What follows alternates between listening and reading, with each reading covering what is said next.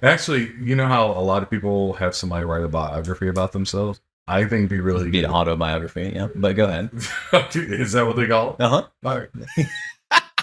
I mean, how's it an autobiography? It doesn't automatically. A biography is when you write about somebody else, and then when autobiography is when you write about yourself. Yeah, that's what I said. Somebody be writing a biography about me. Okay, yeah. Yeah, sure, go ahead. So if someone were to write a biography about you. Yeah.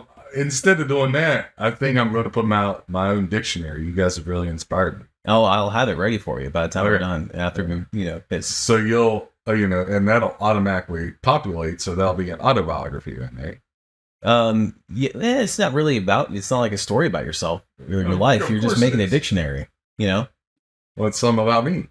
Sure. Okay. Yeah. If you walk into Barnes & Noble, it might be in the autobiography section or the biography section. It could be. Yeah. Wait, or what it are might we be just... talking about? What are John's, we talking? John's going to write a dictionary. So, yeah. You'll be able to purchase that, folks, at Barnes & Noble. If you go to the back, it'll be right in between the fantasy football magazine and the penthouse. In Barnes & Noble? Yeah. No, I don't think you're reading the right store. In a different store.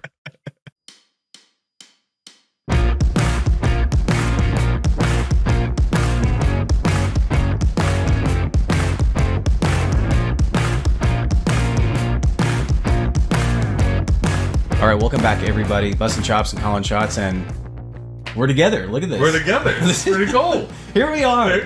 Pretty nice. We made it.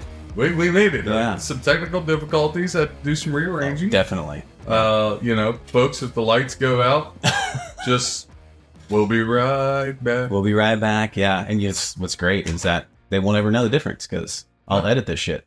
So That's what we do, mate. We hide the dead bodies. that's the magic of show business. Yes. Yeah. And it's like me with winners. Now you see them, now you don't. Oh, there you go. Yeah, and they never know. Yeah. So obviously, producer AJ here with you guys. Chop is at the Chiefs game tonight. Yep. And we are actually watching that live. So you'll be probably hearing some live reactions from John. Detroit, big stop. Detroit's They got the looking lead, 5.5 minutes. Chop's probably sweating like Britney Spears in church right now. Definitely. Yeah, he'll be sweating like, like when he's down in Florida in places that he doesn't like, hot places, He's like, this is why I hate hot places, because they just sweat. Yeah. So, well, I mean, it's been a great game as much as we've been able to watch it. I mean, heck, we've been setting up stuff. Yeah.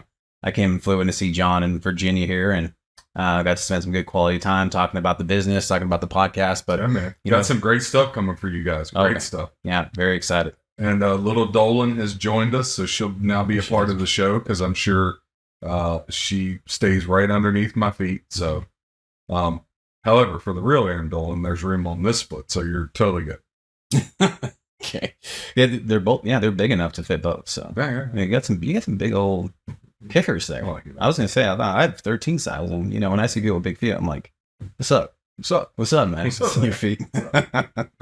Butker thinks he's got a big leg. Butker? Yeah, the kicker. I got a third leg. Yeah. Is he your kicker for fantasy?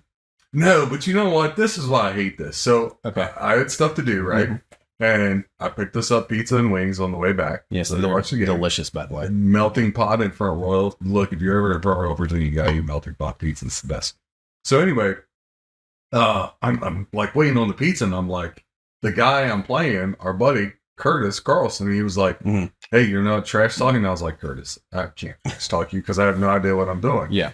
And so in the same thing, I get the notification, Travis Kelce is officially ruled out. Yeah. And I'm like, okay, Chop in the whole world, all I heard was how Sky Moore was like the guy. Okay. Like, not just like, even on like random stations I was just listening to. And I was like, you know what? I had Kyle Pitts as my flex. You know what I mean? Uh-huh. So I'm just going to put Sky Moore there.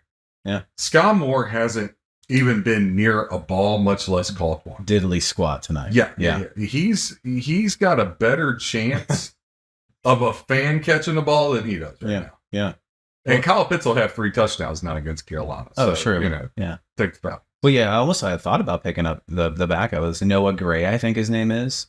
But I'm not going to start Noah Gray over. Bell had the touchdown catch, so it's like that wouldn't have did you any good. But Kyle Pitts for Sky Moore, and Sky Moore, I mean, he can't get the ball.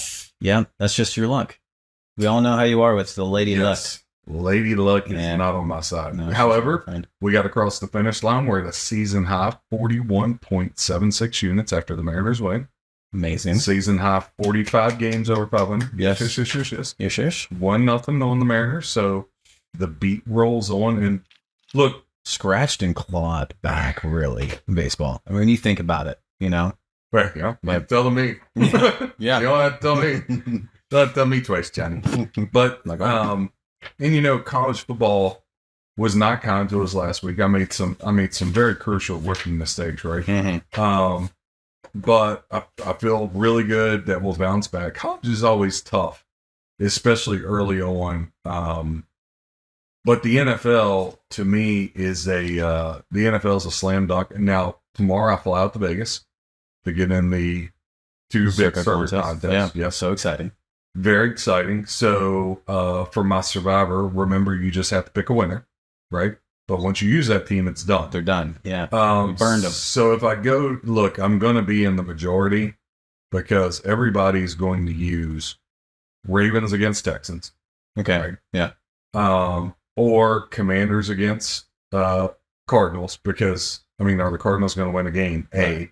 And B, when would you ever use the Redskins again? Exactly. Yeah. And you kind of want to go ahead and just get that out of the way. Some people, I can see them using Jacksonville over the Colts, but you really, I don't like, especially in the contest, I don't like using road teams, especially week 1. Okay. Like, I think that's a very dangerous situation. That was really stupid. Why you would go for it 4th and 2 from midfield instead of down by 1. You're up by 1. I'm sorry, up by 1. Yeah. Instead of punting and trying to penalty, like I get it, you go for it. Now you can probably run the clock out. I want to put it back in Mahomes' hand too. Really? Yeah, but now the Chiefs can wind it down and just kick the field goal because Butker's got a leg. I mean, yeah. So either way, Detroit should cover this. So, and if nothing else, I think this up Chris Jones' value, right? Like, yeah, we talked about that last week. Yeah. So I don't want to hear Chop coming back, even though I love him. You know, they won without Chris Jones, dude. Squeaks by, I would say. Let's see how this plays out. But let's not be crazy. Oh, dude, and he just dropped that pass. Oh, goodness gracious. So Jacksonville's going to be 1. People are probably going to use Minnesota at home against Tampa. Yeah. Right? But Tampa, I don't think Tampa's going to be any good, but I want to see how they play because even though Baker sucks, you still have Godwin, Mike Evans. Like, there's still dudes over there that you can just throw jump balls to, and all of a sudden, like, they put up 28 points. And there's going to be other opportunities for them in the rest of the year. It's going to be easy pickups, yeah. You know, people will probably try to go with Seattle, but again, I got to see it to believe it. Oh my God, Scott Moore caught a ball. Never mind, there's a warning. It's coming back. He had to push off to get that wild bit.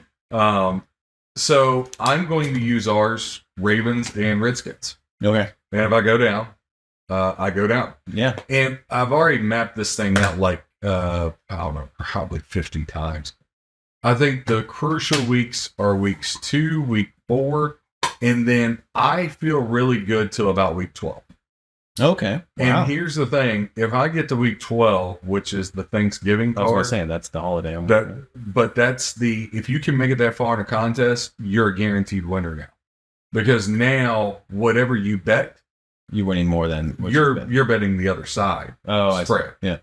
You know what I mean? And you get in, you know, $1,000 entry on, God, just put $5,000 on a game and you net in $4,000. Now, you know, I was tempted to play your money song, but YouTube gave us a strike for that. Did I tell you about this? No. Yeah. No, Lil Jake's going to laugh at me. Producer Jake is also on the show. It's not a strike. I'm sorry. It was a warning or whatever, copyright violation. Why is that a warning? Yeah, I don't know. But, because it's a licensed song. Or unlicensed, I don't know, whatever. It's a song that we can't use on YouTube. But if you use it for less than 10 seconds, you're good. Yeah, I think it's less than 7 maybe. Yeah, Jake would. Seconds. Okay, so 5 seconds. Okay. So just like me on date 4, AJ, go 5 seconds. Yeah, exactly. I just got to shorten to the point. Yeah, I mean, there's no sense in me dragging things out. That would have been a game changer if you would have intercepted. It's going to be 4th and 20. Kansas City's got a punt. They got all 3 timeouts and the 2-minute warning. Yeah. Detroit's defense comes up huge. And if Pat Mahomes You know, look, I said this, man. Without Kelsey, I mean, New England's going through this. Don't outsmart yourself. Yeah. You know, don't get. I mean, you got to have receivers. Yeah. You got to at least have a dude, right? Yeah. So like Kelsey with the blanket, right? I mean, it's like. But who else does Kansas City have? I mean, you got Rice out there, who's not related to Jerry Rice. You got Scott Moore, and you got. They're going for it.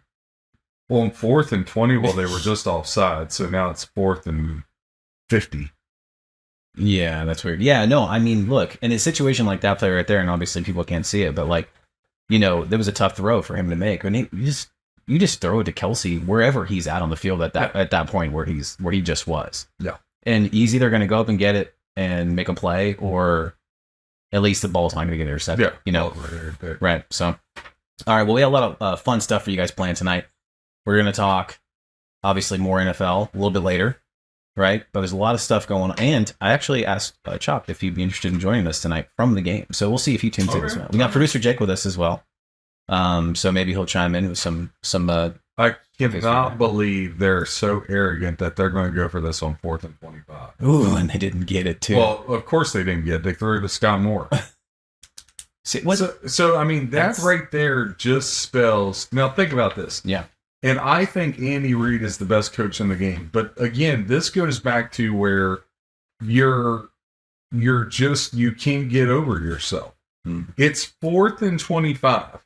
From your own, what was it, 30? 30-some yard line. Yeah. And you got 3 timeouts in the 2-minute warning. So the defense just made a stop on 4th and 2. Right.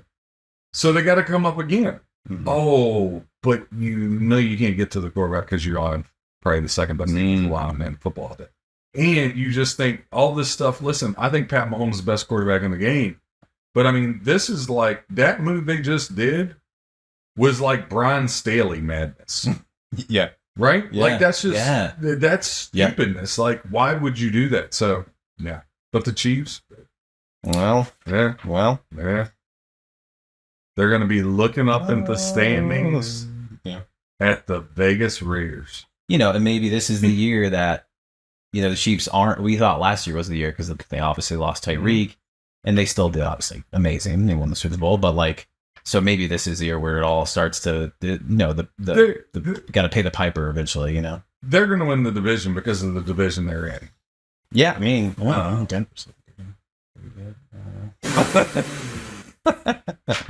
Look, Denver. I'm telling you, it's either going to be feast or famine. I think it's going to be. Amazing turnaround, just like lights out. I can't see feast. Okay, I'm just saying it's going to be like this is really bad still, or Sean Payton's going to turn that ship around like in a big. I don't think really bad. I think they're a 500 team. Yeah, maybe 8, 9, 9, 8, depending on how the shoe drops. I do think it's very fascinating though, especially from a betting aspect, right? Because that's what we're here. Is I was having this conversation with my dad, ironically enough, over the weekend. And he was like, him and my other brother were there and said, well, John, who do you think for the Super Bowl? Chiefs, Eagles, Dallas. And I said, you know what? I'm not trying to like sound like the smart guy or have some hot take. Mm-hmm. I honestly believe it in my heart of hearts, core. The top 6 odds are the Chiefs, not in this order, but the Chiefs, the Bills, or the Bengals in the AFC. Mm-hmm. In the NFC, everybody says it's a 3-team race. Philly, San Francisco, Dallas. Yeah, very much. I'm one of the few, but I got to tell you, out of those 6 teams, I don't think it's going to be any of the 6 in the Super Bowl. The only one I can see, Cincinnati. I cannot see Kansas City back in the Super Bowl. Mm-hmm. Buffalo will never get there. Yeah, with Marcelo in them. No. Dallas, how you can even have that conversation is just. I get that the roster's talented, but as long as Dak Prescott's still the quarterback, you're good. Brock Purdy, I don't buy into. Yeah. And Philadelphia, listen, man, they have a lot of talent, and everybody talks about Jalen Hurts, and I think Jalen Hurts is a phenomenal talent. But tell me the difference in his almost MVP season and Carson Wentz almost MVP season. Tell me the difference. Right. There's not one. And you just lost your offensive and defensive coordinator. Mm-hmm. You just lost 2 pieces off that defensive line. You lost one of those dynamic corners to Detroit. So I have reservation. Like, it's not going to shock me if your Super Bowl is Cincinnati, Minnesota, or Seattle hops in there, or somebody, there's a dark horse against. It's just not. I know it's so easy to say, oh, it's Philly, Dallas, or San Francisco. They all got holes. Yeah, they all got huge question marks. Kansas City, I think what they did last year was greater than their first Super Bowl, because I don't know how they did it. It was impressive. Yeah, for sure. And then Buffalo, look, again, as long as McDermott and that regime, like, he's gotten them as far as they could get him. He's did a nice job, but he's not a Super Bowl winning quarterback. So the only one I can really see is Cincinnati. But look, Burrow, what about his calf?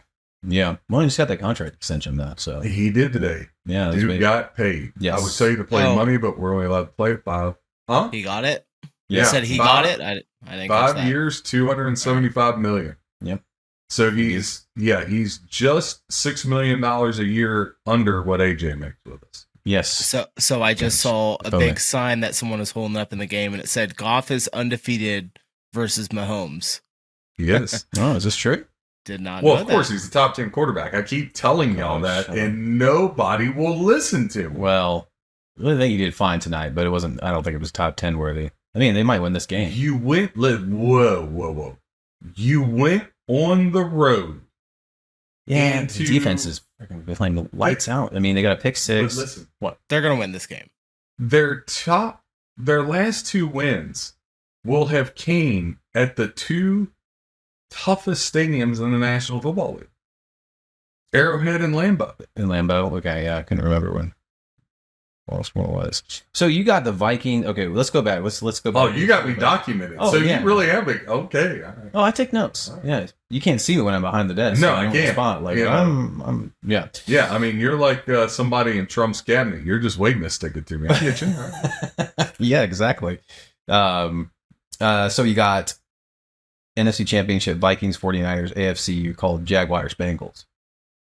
So if it ends up being the Vikings, Bengals, or Vikings, I'm sorry, if it ends up being the Vikings, Jaguars, you could be right. What you're saying is not one of the 6 teams that. And I think I also said either Detroit or Minnesota would end up in the NFC Championship game. Yes, that's what I said. Yeah.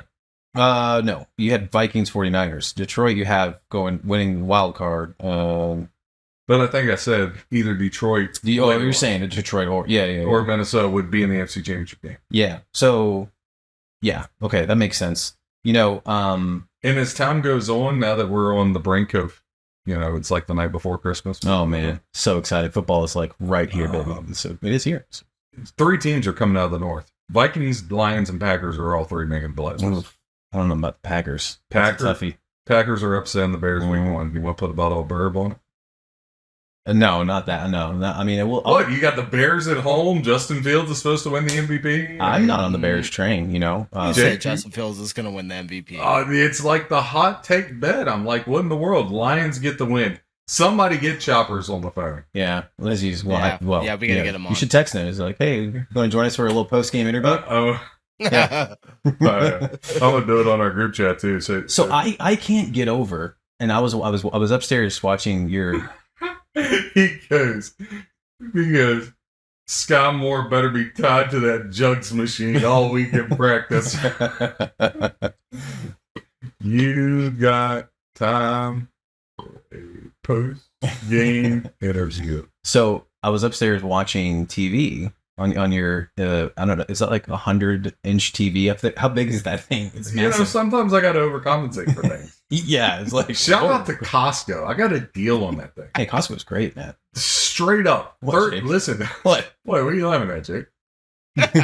Shout out to Costco. Our newest sponsor, Yeah. Costco. Our newest sponsor, Costco. They have great wieners. Use code BCCS for your discount off of it. No, never mind. Listen, think about it. Where can you go and get a hot dog that good and a soda for $1.50? $1.50. They better never get rid of that. No. and the slice of pizza, we were out of there for like $3.99 or something. Yeah, that's lunch. Oh man, it's good. Oh, it's the best deal out there. Yeah. They're doing it right. Costco for lunch. Yeah, it's the best. So I'm watching TV. Yeah. Okay. Gotcha. And people, I just can't get over the fact that they're just like, they just lackadaisically add the Dallas Cowboys into the conversation around those 6 teams that you mentioned that, have the best chance of Super Bowl. Everybody loves Dallas. That's wild. But we've gone over that quite a bit. We don't need to be I'll tell you this much. They got the offensive lineman to the big deal. Yeah. There's been, Parsons. And I'll tell you this much. If Dak doesn't get him to the NFC Championship game, they're moving off of it. Yeah? They're moving off of it. And I really don't think it has to do they're moving off of him for Trey Lance. I think, Trey Lance, they're just trying to hit a home run there off of a 4th round pick. Maybe. Yeah. But if Dallas doesn't make the NFC Championship game, make no mistake, their 1st round pick, they're picking a quarterback. And this draft may have the best group of quarterbacks in a long time. Yeah. I mean, you got studs. Caleb Williams' dad says, depending on who has the number 1 pick, depends on if he goes back to school or not. Yeah, you told me that. Yes. He's like, he's threatening a little bit. Yeah, he's pulling a little Eli Manning / John Elway, and I'm not going to play it. But Drake Mays looked really good. Sam Hartman of Notre Dame's looked really good. Yeah. Shador Sanders, let's say he keeps tearing it up. Yep. You got Ewers, you got Bo Nix. I mean, there's guys out there. That quarterback at Duke also looked pretty good the other night. Yeah, I saw someone that didn't give that game out. And struggled it. Jordan Travis of Florida State, though I don't think Travis is an NFL quarterback. But, I mean, they're going to draft somebody. Joe Milton? Joe Milton? Anyways, I won't go down the Rocky Top train quite yet. But you want to jump into some college a little bit? Yeah, let's talk about some college. Yeah. It's a good card. Yeah, I mean, obviously. It will be the public really feasted last week. Yeah. That won't happen again this week. Yeah, it's kind of like when you led the pig, it's like you led the pigs to slaughter and you give them that one last really good meal. Mm-hmm. And then next week, you're bacon. Yeah. It's not going to, and I'll tell you this much, if they do win again this week, we expect a whole big avalanche over the next 6 weeks. Yep. And that's just, you're saying that because of the bettors, the sharps, and the experts are then going to start to. Yeah, because the lines get adjusted and you start really, because right now a lot of these teams aren't playing good competition. Yeah. Right. So you don't really truly know. Right. Right. Like, look at the whole Hawaii thing. Right. And they were supposed to, Stanford was supposed to be so bad. Hawaii's been looking good. And it just falls apart. LSU. I mean, look, them and Florida State was a coin flip game. But if you watched last year's game, if you had watched first 3 quarters of this year's game, you're like, how did LSU not win either one of them? So I think gambling 101, if you're going to be profitable, you have to take feelings and emotion out of it. It's just like life. Every bad decision you make comes from emotion. So you're just like, reactionary. They're going to do this, or I'm going to go this way because everybody else has gone that way. Like, that theory never really works out long term to have success, right? Like, I've heard a lot of people say, well, Colorado, it was just a mirage what they did. I'm not saying I'm going to run to the window and lay 3 when it was a 12-point line movement, because Nebraska was favored by 9. Now all of a sudden the line comes up. Some places had Colorado 5.5. I mean, a 14.5 point swing. Been a long time since I've seen that. However, the fact that somebody would bet Nebraska, and I'm not saying lay the 3. I would say if you were going to do anything, you take Colorado money line or put them in a little money line parlay. But the fact that I've heard a lot of people saying, a lot of sharp guys say, well, you got to take the Nebraska because it's too much of an overreaction and, they're going to be too high on their horse. I saw nothing about Prime and Colorado to think they're going to be big-headed. So when I look at what Nebraska did against Minnesota, and I look at Colorado, like, sometimes don't outthink yourself. Like, Andy Reid, don't go for it on 4th and 25 when you got the 2-minute warning and 3 outs. Just saying. Too soon? I don't know. Yeah, maybe not a son. Just just share. Sharon's caring. You know what I mean? Yeah, we appreciate your thoughts. Okay, Friday. Yeah. Tomorrow night. Yeah. Got Illinois at Kansas. Kansas. So Illinois at -3. Yeah, Kansas laying the 3. Rock chalk day off. It has moved to 3.5. Money line 166 on Kansas. Plus 140 on the comeback with the Illini. You know, the Illini, they were able to have that late drive to, save themselves from, people call it a bad loss, but Toledo's a really good team. Like, win the quarterback, and they got like 17 returning starters. Like, Toledo's a good team. So, but when I look at the Illinois thing, they had a really good year last year, but he had some pieces, right? And Bielema's going to do great there, but Kansas gets Daniels back to quarterback this week. I mean, look, that guy was in the Heisman running until he got hurt last year. Sure. He was having a phenomenal year. And I just like Kansas. Again, I'm not going to lay 3.5. But I think Kansas gets the win here. I'm not going to, look down at anybody for grabbing the 3.5 with Illinois, especially 72% of the bets are on Kansas, right? But I really think that Kansas gets this done. All right. Great.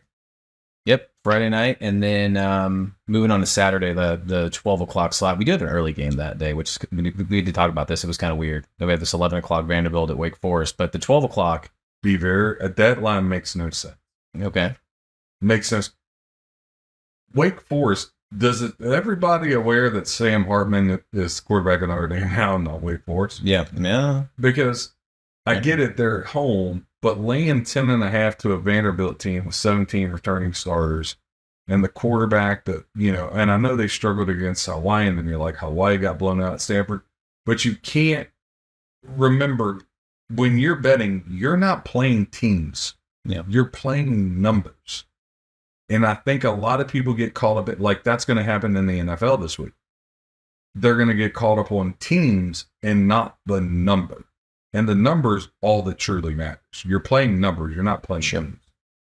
Yeah, I mean, Vandy's sneaky good this year, I think. They have the potential to come out and upset somebody, and knock somebody off for sure. I'm not saying they're going to go out there and win, the SEC championship or anything, but, Yeah, I mean, one of the free plays I was going to give out this week, we'll go ahead and do it now, like Vandy plus the 10.5. I mean, you got straight up. Yeah, wow, okay. You got an ACC team.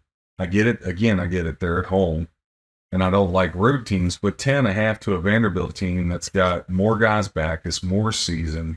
I like the spot. I like the spot for Vanderbilt.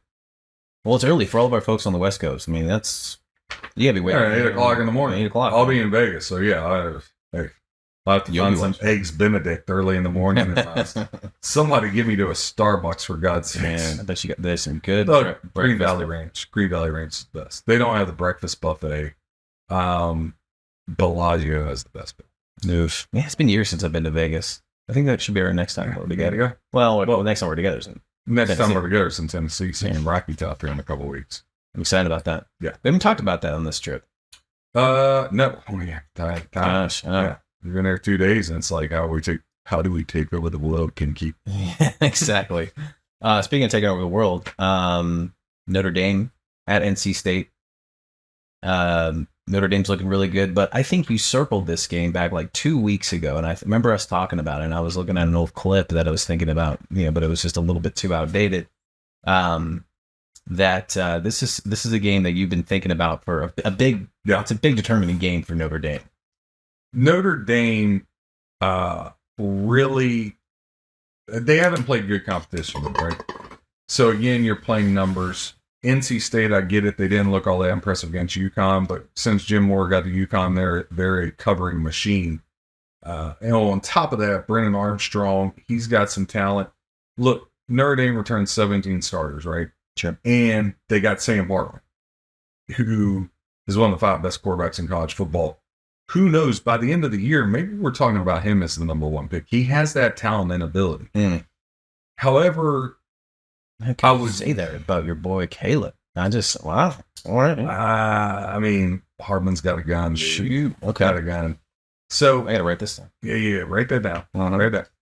Now, I think it would have favored NC State a whole lot better if this was like a 7:00 ESPN game. Let the college students get all liquored up all day long. Yeah. Game at night. You got Notre Dame there. Mm-hmm. Now they'll still be riled up. The line opened 9. It's down to 7.5. I expect this to close at 8. I think if you're going to play the game, you can only do it one of two ways. Like right now, 91% of the bets here at Bet Karma, 91% of the money going to Notre Dame, 9% NC State. I think you at least got to get 8. Hey, lay the $1.30, get 8.5. But I think NC State's the play here. But I do think Notre Dame creeps out a win. Yep. Okay. But I think this is a 7-point game or less. So NC State would definitely be my play, no doubt about it. I wanted it to go to 10. So it went a point away from me, 7.5, 8. I still like it enough after doing the work this week. But, a little Notre Dame, get some big favorites in there. It's kind of, I know it's a real square play, but I think it's a comfort play. There's never any locks, but I think if you put Notre Dame money line, Colorado money line, Oklahoma money line, and Kansas State money line, you're going to probably be in a pretty good position. So was that a play that you gave out? No, just thoughts. Yeah. NC State's a play.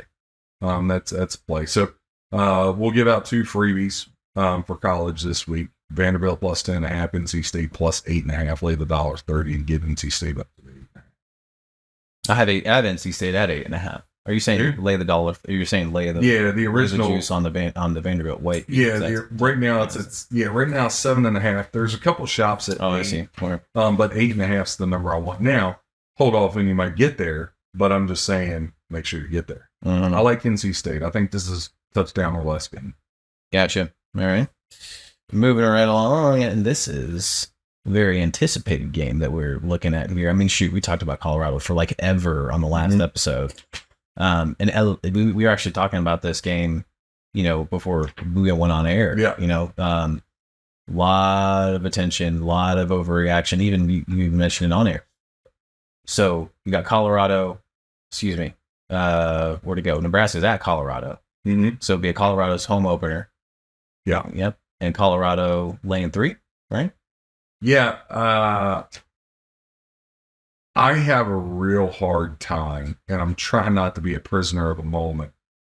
But I don't feel like I'm a prisoner of the moment because I'm the same guy that said Colorado's easily going to cover the 21.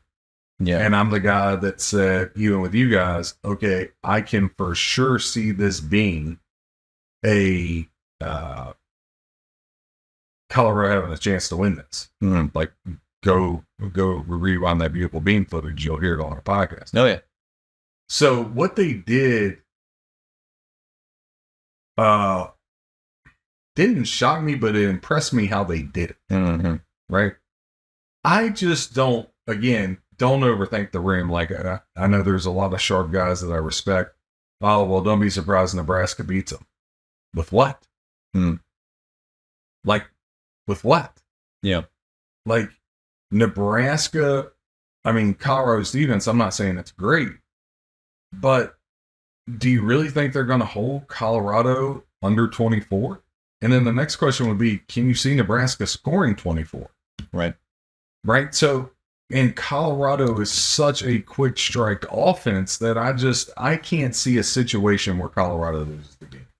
Nothing surprises me. Nothing is a lock, right? There is no locks. I tell guys that all the time. Hey, if you're looking for somebody that's going to win every day, I'm the wrong guy. Now, this is what I'm going to do. However, to think somebody's going to win every day and anybody that tells you that, they're just BSing you.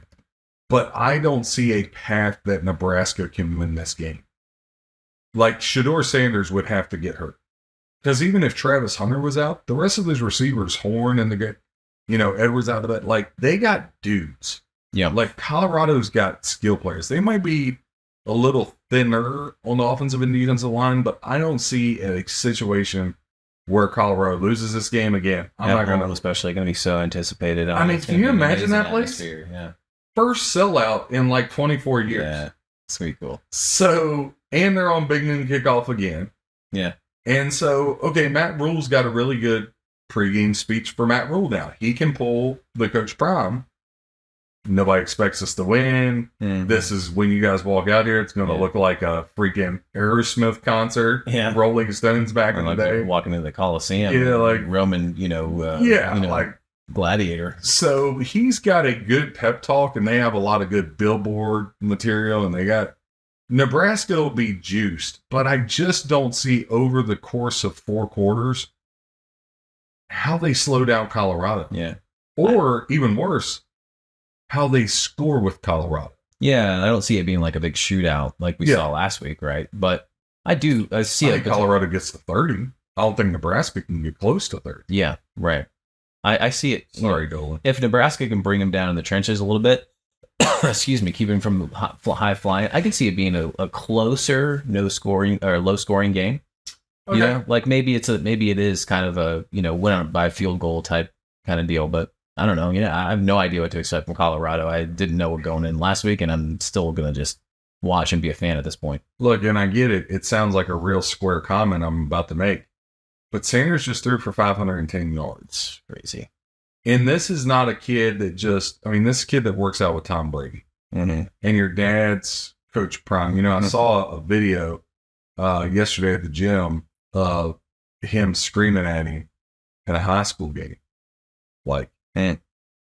So there's just no... Like a good scream? No, he was getting in that butt. Mm. So, I don't think... I've seen enough videos that they put out. I've heard enough, he's not this coach's kid kind of spoiled, and they got a ton of video coming out. Yeah, they got a bunch. Yeah. But just look at them, and obviously you've seen the video, CJ. Prime's they're not going to come into a game flat. Yeah. If you beat Colorado, you're going to have to beat Colorado. Mm-hmm. It's not going to be because you caught them sleeping or they were high on their horse. I just don't see that being the case. And so when I look at that, I'm like, okay, I'm not trying to overthink this, but Nebraska doesn't have firepower. Mm-hmm. So I just don't see, okay, maybe they muck it up the first quarter because there's adrenaline and they're peed off and they can use us against the world. We're in the Coliseum here in Boulder. But I can also see the first play of the game, Sanders chucking one to Travis Hunter for 85 yards. And just blowing it wide open. Just right off the start. Yeah. And next thing you know, it's a turnover. Now, all of a sudden, it's 14-0 Colorado. I can totally see that. And let me tell you something. Colorado gets up by 14 points. The game is over at that point. Because Nebraska's got to keep this thing in the low to mid-20s to even fathom a shot of winning this game. So I'm not going to take the 3.5. I would put Colorado in, like I said, a money line parlay. Then Nebraska, K-State makes sense. Maybe if you want to throw Oklahoma in there, I can't see them losing to SMU as 16.5-point favorites. But, Oklahoma over the years, they always come to disappoint. So, maybe you just to stay on Colorado a little bit longer. Did you guys see the speech by Michael Irvin given to the Colorado team? I saw that. I saw his and Warren Sapp's. But yeah, go ahead and talk about it, Jake. Because my gosh, I it made me want to put pads on again and go back and play football. I was just those young kids sitting there listening to Michael Irvin speak to the team with Coach Prime as your coach. I was just like, this is unreal. Of course they're playing like this right now.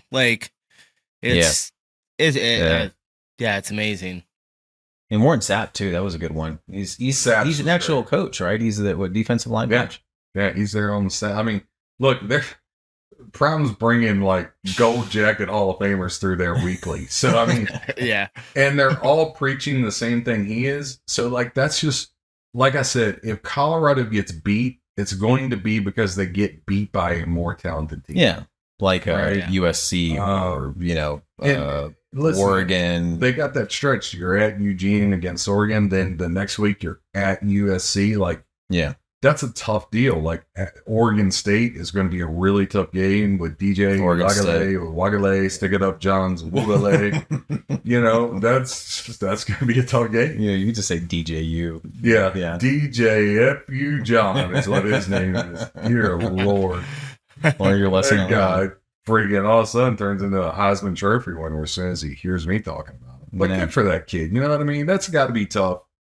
And everything I've heard, he's a good kid. So, you know, we just like to bust chops around here. But good, good for DJ.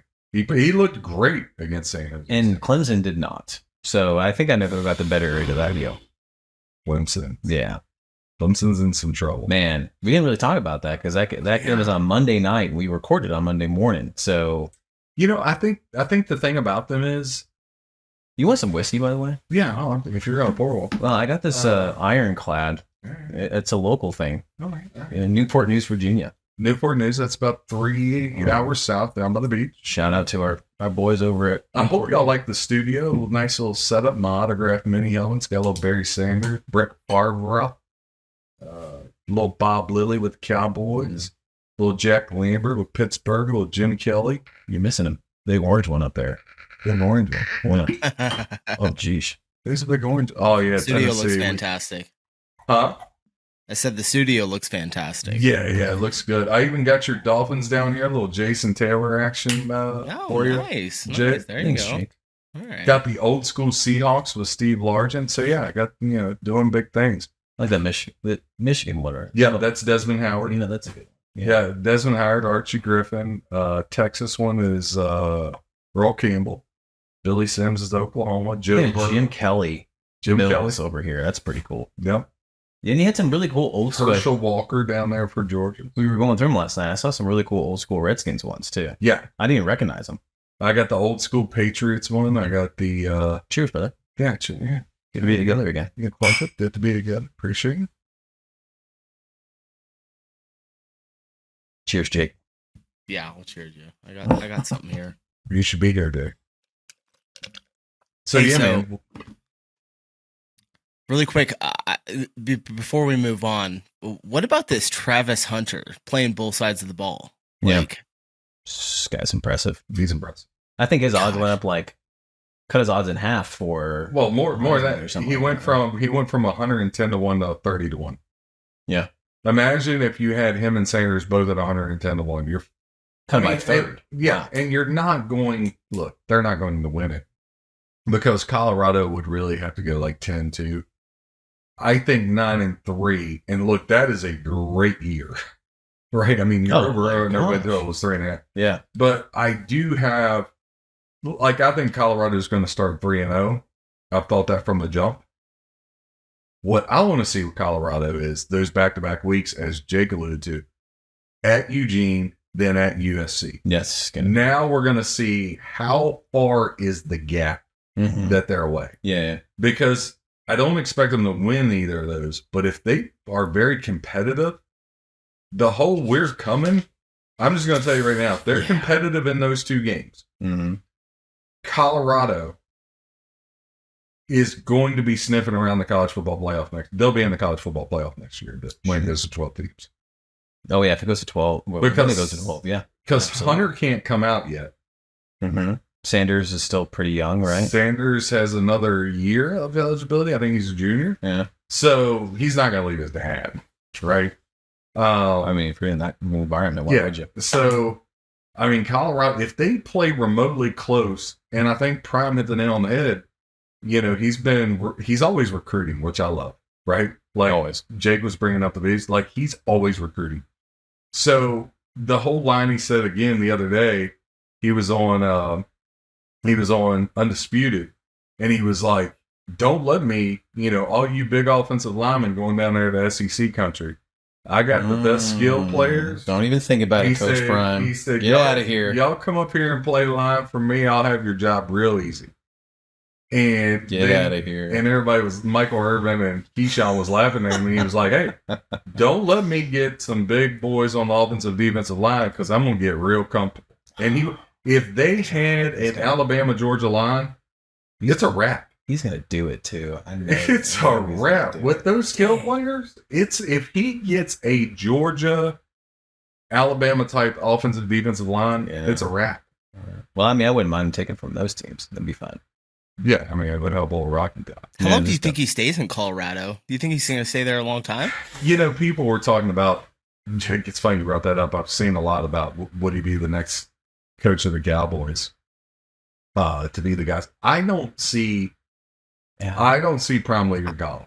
I don't think he'll live college either. Yeah, I don't. He's too big into, and there's a lot of people. Oh, his arrogance, his flashiness. If you go to the Club Shay Shay, the Shaman Sharp podcast he has of his, and go pull up the Dion interview, Dion's talking about like when Travis Hunter and his sons were like 4, 5, 6 years old in Pop Warner. What he started, they had 1,200 kids come out of Texas. They were only supposed to keep one team. He didn't want to turn the kids away. Like, he started this whole program, fed the kids 3 meals a day, turned it into baseball, basketball, volleyball also. Kids had to have a certain grade point average, even in elementary and middle school. Like, and he paid for all this out of his own pocket. Yeah. So the guy is so misunderstood just because he's flashy, but that's who he is. I thought that Colorado might be a stepping stone for a Power 5, but looking at it now and seeing it, I'm kind of like... It is a Power 5. They're going to the Big 12. Well, yeah, I mean, look, even if Texas or Oklahoma State, assuming he gets the line, offense and defense, and you know Sanders and Hunter are coming back, he'll be competitive. They're going to win the Big 12. Yeah. They'll at least be in the Big 12 championship game next year. That's what I'm saying. Like, I don't know if the appeal of we talk about Florida State, of course, his alma mater. We talked about some schools like that. I was like, eventually being where he ends up, or a Miami, or something like even somewhere in the SEC. But like, you just missed the boat. Auburn. Yeah. Because it was down to Auburn and Colorado. Right. Yeah. So, I mean, Auburn. Yeah. You missed the boat, man. Missed the boat. I mean, at least they got Hugh Freeze. That's not a bad concept. No. Hugh Freeze is really good. Yeah, he's a good coach. Okay. You were talking about the collapse of Clemson, which I was more than happy to continue to have you do. So what did you take away from that game, just while we're on that topic? I'm not out on Dabo like everybody else is. I think he's the guy to right this ship. But I think but society is great for this. They love to see somebody fall. Oh, yeah. Oh, they're done. Yeah, they were trying. Love to see somebody rise to the top and shoot like a star, and then love to see him fall. Love to, everybody's, he's great, talking about Jesus, the stuff he's got with the kids. Now it's like, we knew he sucked. Clemson is over. They're overrated. They don't like his style and blah, blah, blah. Folks, let's remember that Clemson, since the mid-'80s, was dead until he came around. Yeah. And the fact that he turned that program around as quick as he did and was in, 3 national championship games, won 2 of them? I mean, they could have easily won back-to-back with Deshaun Watson there against Bama, right? I mean, both of those games those are right away ESPN Classic-type games. Clemson 5 when Watson runs the sprint out to Hunter Renfrow for the touchdown, but Dabo's he'll fix it. Again, it all comes down to the same thing in college, that college is really how the college game is starting to get integrated into the NFL with the spread and all that. Mm-hmm. The NFL is starting to get integrated into college in the fact of, if you don't have a really good, smart, dynamic quarterback that can sling it, you're in trouble. Yeah. I mean, look at Jalen Daniels of LSU. He struggled. Travis made throws. Drake May, Sam Hartman, Caleb Williams. Very few teams can be a Georgia or a Alabama and just plug and play anybody. Yeah, right. True. Yeah, they kind of can. But you got to have a quarterback, and it's becoming more and more in college football, as to where before you just get some kind of triple option guy and run a little bit. Yeah. You make 20 throws a game. Now you got guys like Sanders on 510 yards. Yeah. I mean, the game ebbs and flows like that too. I feel like that's what we used to see, and then it kind of changed a little bit. and that triple option, read options, all that stuff. And then we're kind of back to this NFL style where it's the West Coast and it's the, throw it around the yard. And I don't know, I was just happy to see, them kind of get knocked off of that ranking they had, because after Tennessee beat them in the Orange Bowl last year and they came out ranked higher, I was just like, that's yes. They've lost like 4 of their last 5. The problem with it for me is, I've been saying this for 3 months, this is the year Florida State beats them, but that line went from Clemson -3 to Florida State -3. And it's only probably going to get worse the closer we get the game time, which now Florida State's a no play, right? Because you can't go laying 3.5 on the road at Clemson. And you might say, well, Florida State, you just said they're due, John. Yeah, but they just lost. They're gonna, they're at home. They haven't beaten them in freaking since 2014 or something like that. Yeah.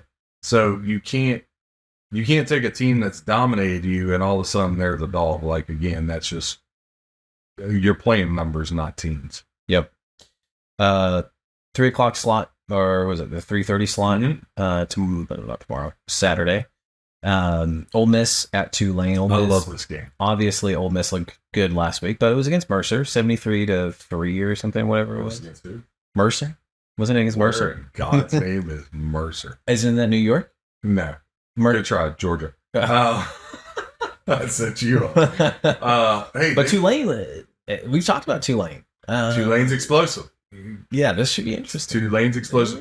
And it's very interesting. And people are going to be like, what is he talking about? Tulane whooped up on a really good South Alabama team. Mm-hmm. Like, I know a lot of people don't probably follow South Alabama, but when you bet like I do, all the teams. South Alabama's a really solid team. Yeah. And when I watched that game, I was like, man, this Tulane Ole Miss game is going to be really, really good. And kudos, because this is a game Tulane should have, right? Against Ole Miss. You're talking about with the points? No, I'm just talking about Ole Miss and Tulane there in Louisiana. Like, Tulane always plays these little schools because no one to play them. Now they get to play the big SEC. No, they're going to be pumped. Tulane has the better quarterback.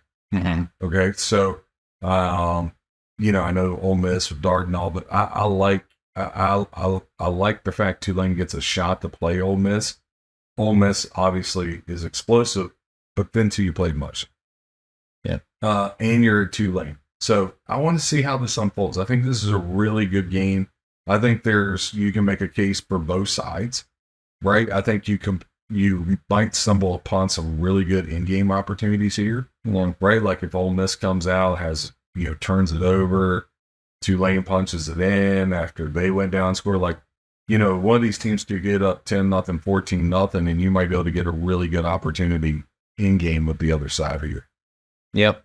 Yeah, I mean, I think I could see it, but also, we don't know, because they played Mercer, we don't know how good Ole Miss really is, and we know that Tulane's punching above their weight a little bit, so it could be that, like, Ole Miss is really actually that good, and, I could see... You're saying Tulane's punching above their weight? Well, I think they're showing us that, they can play with some of the big boys. Yeah. God, look what they just did to friggin' USC in the bowl game. Right. So, I mean, Caleb Williams played in that game. Yeah. And Tulane still ran up 40. Did I not use that phrase, right? Jake, fact check me out. How do you say that then? They're punching, they're like punching with guys that are above their weight. They're playing with the big boys. Is that not right? Or is it the opposite? Punching up, yeah. Punching up? Okay. I ain't got to put on there, guys. I don't even know why you're asking me. I know, I need to go back and arithmetic. Arithmetic? Yeah. Like math? Oh, no. I thought arithmetic was like language arts. See, there it is. That's what I was looking for. I wish I don't have my notes in front. My computer's over here, but I pull up all the little Jean faux pas. They're fun. Jumble pop. I'm keeping a little. Actually, you know how a lot of people have somebody write a biography about themselves? I think it'd be really good. An autobiography, yeah. But go ahead. Is that what they call it? Uh-huh. All right. I mean, how's it an autobiography? It doesn't automatically. A biography is when you write about somebody else, and then an autobiography is when you write about yourself. Yeah, that's what I said. Somebody be writing a biography about me. Okay, yeah. Yeah, sure, go ahead. So if someone were to write a biography about you. Yeah. Instead of doing that, I think I'm going to put out my own dictionary. You guys have really inspired me. Oh, I'll have it ready for you by the time we're done. After it's so you'll and that'll automatically populate. So that'll be an autobiography, right? Yeah, it's not really about. It's not like a story about yourself or your life. You're just making a dictionary. What's some about me? Sure. Okay. Yeah. If you walk into Barnes & Noble, it might be in the autobiography section or the biography section. It could be. Yeah. Wait, or what it are might we be talking just. about? What are we talking? John's gonna write a dictionary. So yeah. You'll be able to purchase that, folks, at Barnes & Noble. If you go to the back, it'll be right in between the fantasy football magazine and the penthouse. In Barnes & Noble? Yeah. I don't think you're reading the right store. In a different store. Barnes and the books and novel. Barnes and Novel. What? Is it novel? I'm trying to think of. Never mind. Go. I was in a club one time called Novel, but totally different reason. Go ahead. Yeah. Whatever. Okay, moving on. We're talking about the next the 3:30 slot. Texas A&M at Miami. I can't wait plus for this 4.5. Yeah. Can't wait for this. Really? Why? I think A&M's overrated again. And every year I get excited that this might be the year the U comes back. So either this game validates, all right, the U's on the way back, or, oh God, they suck. They need another coach. Yeah. You know what I mean? So this is always that game for them. Jimbo Fisher has gotten extremely quiet. He was tripping back and forth with Nick Saban, and then all of a sudden he realized, maybe I should have stayed at Florida State. Well, money doesn't buy happiness. I think he realized how much money he's making, and sometimes you just need to carry a big stick and be quiet. Well, where's the stick? There's A&M. I mean, the money. Well, I don't know. That was a terrible example, but I'm just saying. Like he's like, you need to read my autobiography. I will. Yeah, that somebody else will automatically write. Can I write the foreword for it? The foreword. Yeah, the foreword. I have to look at you as more of a center, but if you want to play forward, that's fine. The prologue. Can I write the afterword? The what? The prologue? Have you ever read a book? Premail. No, I'm a man. Never mind. Well, you actually had me at the forward, but when you said prologue, I caught up. Forward. The forward. Someone writes a book. Somebody else, like a big writer, inspired. Someone that inspires them comes and they write the forward of the book before you start reading the book. You mean the introduction? No, that's still the main writer of the book, but the foreword is written by somebody else sometimes. Then you call that the introduction. It's right after the index. No, never mind. No. Well, what's in a forward? It's what I just said. Doesn't matter. Okay. Right. Are we talking about the truck? The Ford truck? Forward. Oh, gotcha. Yeah. Anyways, carry on. Iowa at Iowa State. Plus 4.5. Iowa State hasn't beat them at home. They haven't beat them in Ames in 11 straight meetings. And you got the quarterback for Iowa State, him, and the left tackle, I believe it was. They pled guilty to the gambling charges today where they were throwing games and doing bets. $380. So on the surface, you would be like, oh, Iowa State. And look, gun to my head, I would still take Iowa State, but I don't want any parts of this game. And listen, Iowa, McNamara coming over from Syracuse. I think hopefully Iowa, but again, you say, well, Iowa should start scoring now. But gosh, here they are 24-14 against Utah State, for God's sakes. In Iowa, right? So, last year, Iowa State, what was it, 17-14, I think. Iowa State got it. No, that was, no. Iowa got it last year. Yeah, I don't want any parts. No. All right. But I think it's going to be, Iowa State got it 10-7 at Iowa. Head thing about it. Iowa State won 10-7 at Iowa. All right. This is going to be a tough game. I can't lay 3.5 on the road. And with Iowa State, everything they got going on with the quarterback and that whole gambling fiasco. Yeah, which is stupid. Why would you do that as a college athlete? As a college athlete, especially. That's just, Yeah. As the full the pro gambling thing, that's something that I think is dumb. Not that fact. What do you mean? Just the rules. Like the rules against gambling. You can bet your house, but not on a facility. Right. It's just dumb. I guess they think it's going to deter from guys conspiring or whatever. But look, it's gotten to be called cell phones. Yeah, I get that. But you also got to remember that everybody's in fear of the 70s and 80s where games actually got played. Yeah. Right. And, I saw a thing that 75 million people will have at least one wager placed Sunday. Shoot. Okay. 75 million people. Isn't there only like 350 million people in the United States? Exactly. It'll smash the record. So you're telling me, hang on a second. This doesn't make sense. That is an eighth of the population? Yes. Including women and children? Yes. Wow. Is that U.S. or just? That's just U.S. Wow. Or there's 75 million bets, maybe. No. 75 million. Jake, I think we need to fact check this. Fact check. We'll make it. Pull it up, Jamie. Pull it up. Rewind 5 years ago, it was 11 million. Okay. Yes, massive jump. A massive jump, but you're getting it legalized more. And you guys are like, are you sure? Listen, man, when I go out in Vegas, I'll see this. I see it here in Charlestown, West Virginia. There are 70 and 80-year-old grandmas at the kiosk making bets. What are they betting on, anything? Well, there's one lady I know in particular, Susan. She's 73. No joke. She bets 500 a game. And is she good?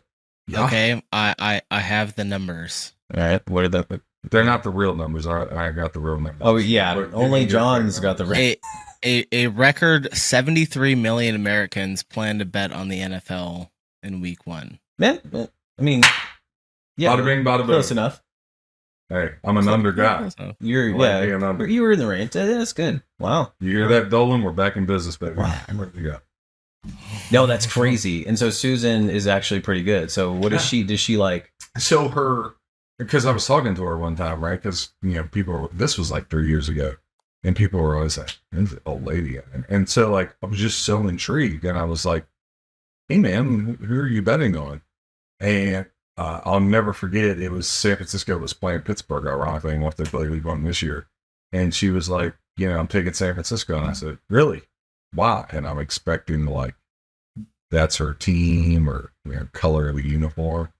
And she just like started spitting this knowledge. And I was like, nice. How long have you been betting? And she told me about her dad, right? He used to be a bookie for years back in Jersey. And her late husband, one of the things they loved to do was they both bet through another bookie. And they used to go to horse races. He passed all that stuff. So it was a really cool story. And to this day, you'll still see her in there. Sometimes I'll catch her on Sunday morning. She's just a sweet lady. But like, I don't think people... Like, I remember making bets 15, 20 years ago, and like even your best buddies, you'd have to like go outside or hide in a closet with the phone and call your bookie and, hey, I want to take Philadelphia plus 3.5 for 300 and Milwaukee. But like, that's just how you had to do it. And you can let anybody know, or people wanted to like call the cops on you. Yeah. Right? It's not like that anymore. However, the problem is, even though the industry is expanding and it's getting so great, the problem with it is every time something good happens in this country or whatever business, the slugs come out, right? Because everybody wants a piece of the pie. So now, again, I'm not going to win every week, but something that I take great pride in is you're going to have a lot of people calling, trying to recruit players and help guys and all that. That, guess what? Take Pittsburgh, San Francisco.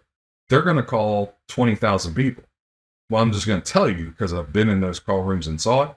They're going to get 10,000 people San Francisco and 10,000 people Pittsburgh. Yeah, I remember when you mentioned this. And there's no handicapping involved. There's no sign. Oh, man, that's dirt. And then you have guys that just want to pour money into all this marketing and real flashy stuff. Or, there was a guy, I'm not going to say his name, but you got people that want to lay 50,000 on Purdue money line in the tournament to win 10,000.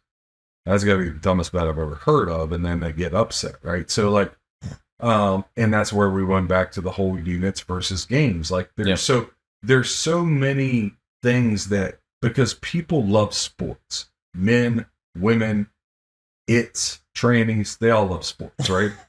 All right. The thing is, nobody has the time to put into it in the professional part. Much, Like really good really good veterans that make a living at this like I do and other people. And there's some great people I respect in the business, you know, the Matt Humans of the world and all that. But you have, you know, Ken Thompson's another good guy, but you have people that it's just all a scam. Mm. They're not really making their living that way. And there's nothing, they're not following. They're not making their living that way. They're making their living off of marketing to people. Yeah, and so desperate. You know, absolutely. And people are trying to just run in the space because it's so, I mean, again, 73.9 million. People are trying to run into a space because people are never, it's like when guys tell me, I don't think I'm going to bet this year. I'm like, all right. I don't really care if you sign up with me or not. But let's not lie to each other. Because I've never lied to you. Nobody stops gambling. Nobody. You're gonna do something. Have you ever been to a Gamblers Anonymous class? I have not. No. I went to one time. Okay. Why did you go? Because I was just curious. Yes, I am. I read Kobe Bryant's book years ago, and it really did something to me. As far as he always talked about curiosity. Mm-hmm. And one of the things I love about handicapping and sports gambling is I take in a lot of information and use none of it. And the only reason I do it is I want to know what makes gamblers tick. What makes you like that good? Why do you like that good? Right. Because I can tell you in less than 5 minutes in a conversation with somebody, I can tell you if they're a winner or a loser the way they bet for their life. Sure. I can tell you exactly, no, they're full of it, or no, I guess pretty sharp. And, you know, because there's guys that can give you stats of every team, and that's great. That doesn't mean you can pick winners, right? So I went to one of these, and it was fascinating because everything had they all had one thing in common. They all lost their last bet. Mm. I mean, have you just envisioned it? They were rock bottom. Can you? Or were they at rock bottom, or were they just? No, not rock bottom. A lot of them are just, you know. Here's the other thing. They just got beat up so much that they just a true gambler, mm-hmm. right, has great intentions of what they're going to do with the money, right? Then there's sickos, right, that need an adrenaline rush. Yeah, we talked about that last. Yeah, we talked about last night. Fine, dude, go jump out of a plane. Me, I'm not jumping out of a perfectly good airplane. You want to go for it. Right? Bat suit. Yeah, bat suit. Yeah, that's right. That's you. But like, they just need the adrenaline rush, and it's crazy because it doesn't matter how much they make. Yeah. Like, I had a guy one time, this dude was betting $20K a game. He was with me a whole football season. I'll let you even fathom the math, right, of what the dude made. And good for him. I want people to make a ton of money, right? Just spread the word for him. But the guy goes to Vegas and loses $250,000 at the blackjack table because he doesn't know when to quit. Oh, yeah. Right? Mm. And, you know, we can sit here and have, you know, just a little bit of whiskey and do a podcast. Some people are searching for something and trying to replace it. So no matter how many games you win, and it's like I tell our guys all the time, you can say 150 games over, you can say 130 units over. Look, last year we were 288. I'll probably never do that again. I had never gotten over 200 before. You made money. So if March Madness breaks you that much, well then you're extremely undisciplined and your head's in the wrong place. And it doesn't matter how many winners I give you. Like, I guarantee you, if I was to go 5-0 in the NFL this week and turn around with 3-2 next week, well, I'm 8-2, people would say, wasn't as good as week one. Well, hold on, partner. Yeah. You still made money. Yeah. And we're still way up. We're so for the long haul. Too, yeah. But a true gambler has good intentions with the money. Those people you just get suckered, and that's a part of the industry. Is you got a lot of people that take advantage of people because they know people are going to, especially the NFL, it's the most heavily bet sport. They're going to bet, they want to bet, and no matter how much they lose on their own, now they'll start paying people and they'll have other people losing. Like, it's just a vicious circle, and I feel sorry for people. Yeah. Yeah. Did you hear, I think watch a TikTok or something. It was like Dave Portnoy. He was like, yeah, I tell people that my regular bet's $25,000. Yeah. And they think that's crazy. But he's like, I remember when I was betting $5 and I bet $10. And he's like, I'm rich. Yeah. And it has to hurt a little bit, in order for me to, and it goes back to the adrenaline point. It goes back to like, some people just need to kind of do it just to feel something. Yeah. And then you hear Joe Rogan talking about Dana White, and how much he bets at the blackjack table. And he's down $160,000 or something crazy, and. Yeah, I mean, it's like Michael Jordan, $10,000 on some hole at the golf course. Hey, I'll take this hole to me. But that's nothing to him. That's nothing. Literally nothing. It's like you took $5 out of your pocket as a normal person. But then the other thing would be, and look, regardless of what you think about Dave Portnoy hands, hell of a worker and is extremely well for himself. Like, I don't care whether you like him or not. You have to respect the man as a businessman. You don't have to like how he does it. Yeah.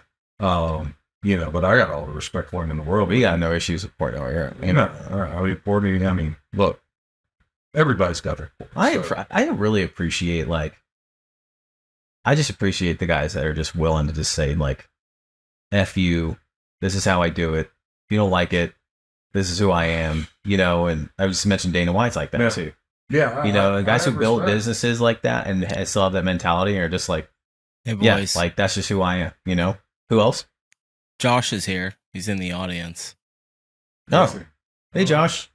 If you're in the audience, obviously you can't come up here and talk. Maybe he wants to be. Says he's listening to John ramble. Ramble? No, Ramble would be talking about that top 10 NFL quarterback, Jared Goff, slinging it all over the yard. Yeah. There he goes. Top 10, baby. Well. Start the MVP chance in Detroit. Take it easy, all right? I wouldn't quite go that far, but all right. Speaking of rambling, let's move on to Iowa and Iowa State. We just went through. I'm sorry. Moving on to the 7:00 slot. Texas at Alabama. This is going to be really fun. I'm excited. Yeah. I do think though. Alabama lane 7. Alabama lane 7. Texas didn't look good against Rice, but look, I don't think you can take anything into account from that game because Sarkisian ain't going to show Saban anything. Yeah. You don't have to. You don't really have to pull out all your. Yeah, it's Rice. Turn around, hand the ball off, and then hike it, and all four of you guys go along the fine way. Okay? We're playing Rice. Yeah. But this will be really interesting. I mean, I know Texas almost beat them last year, and it was against Bryce Young. But that game was in Texas. Mm-hmm. And there was a really good football player named Bijan Robinson, probably the best in college football last year, that was on the field. Mm-hmm. Right? I don't see, again, nothing will ever shock me in sports. I'm lost way too many horrible bets, right? Nothing shocks me. But I've tried to think about this, and I was really trying to make a case for Texas plus the 7.5. But I just don't want to step in front of Alabama because every time somebody wants to put Alabama on the chopping block, you end up getting your head cut off.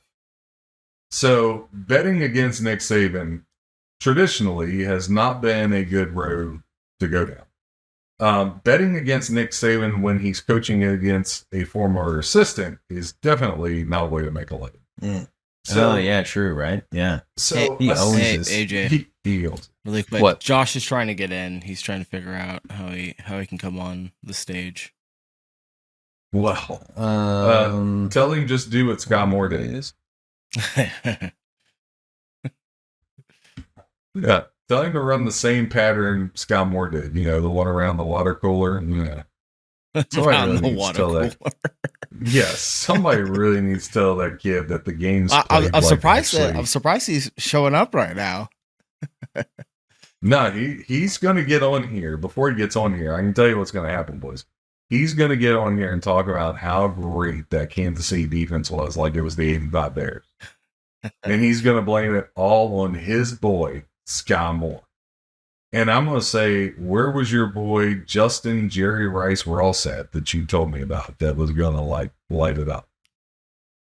I don't know why he's in the audience. This is weird. How do you even get to the audience? Or, that's weird. I don't know. I don't know. There you go, Stu. I'll While try we're to waiting figure for it out. him, Go ahead. Yeah, I'll see if I just sent him the link to join, so hopefully he can hop on. But yeah, no, I think yeah, you make a good point about former assistants. I think that's a valid point. But I don't know. I kind of like this number if it's like 8.5 or something. You know? Okay. All right.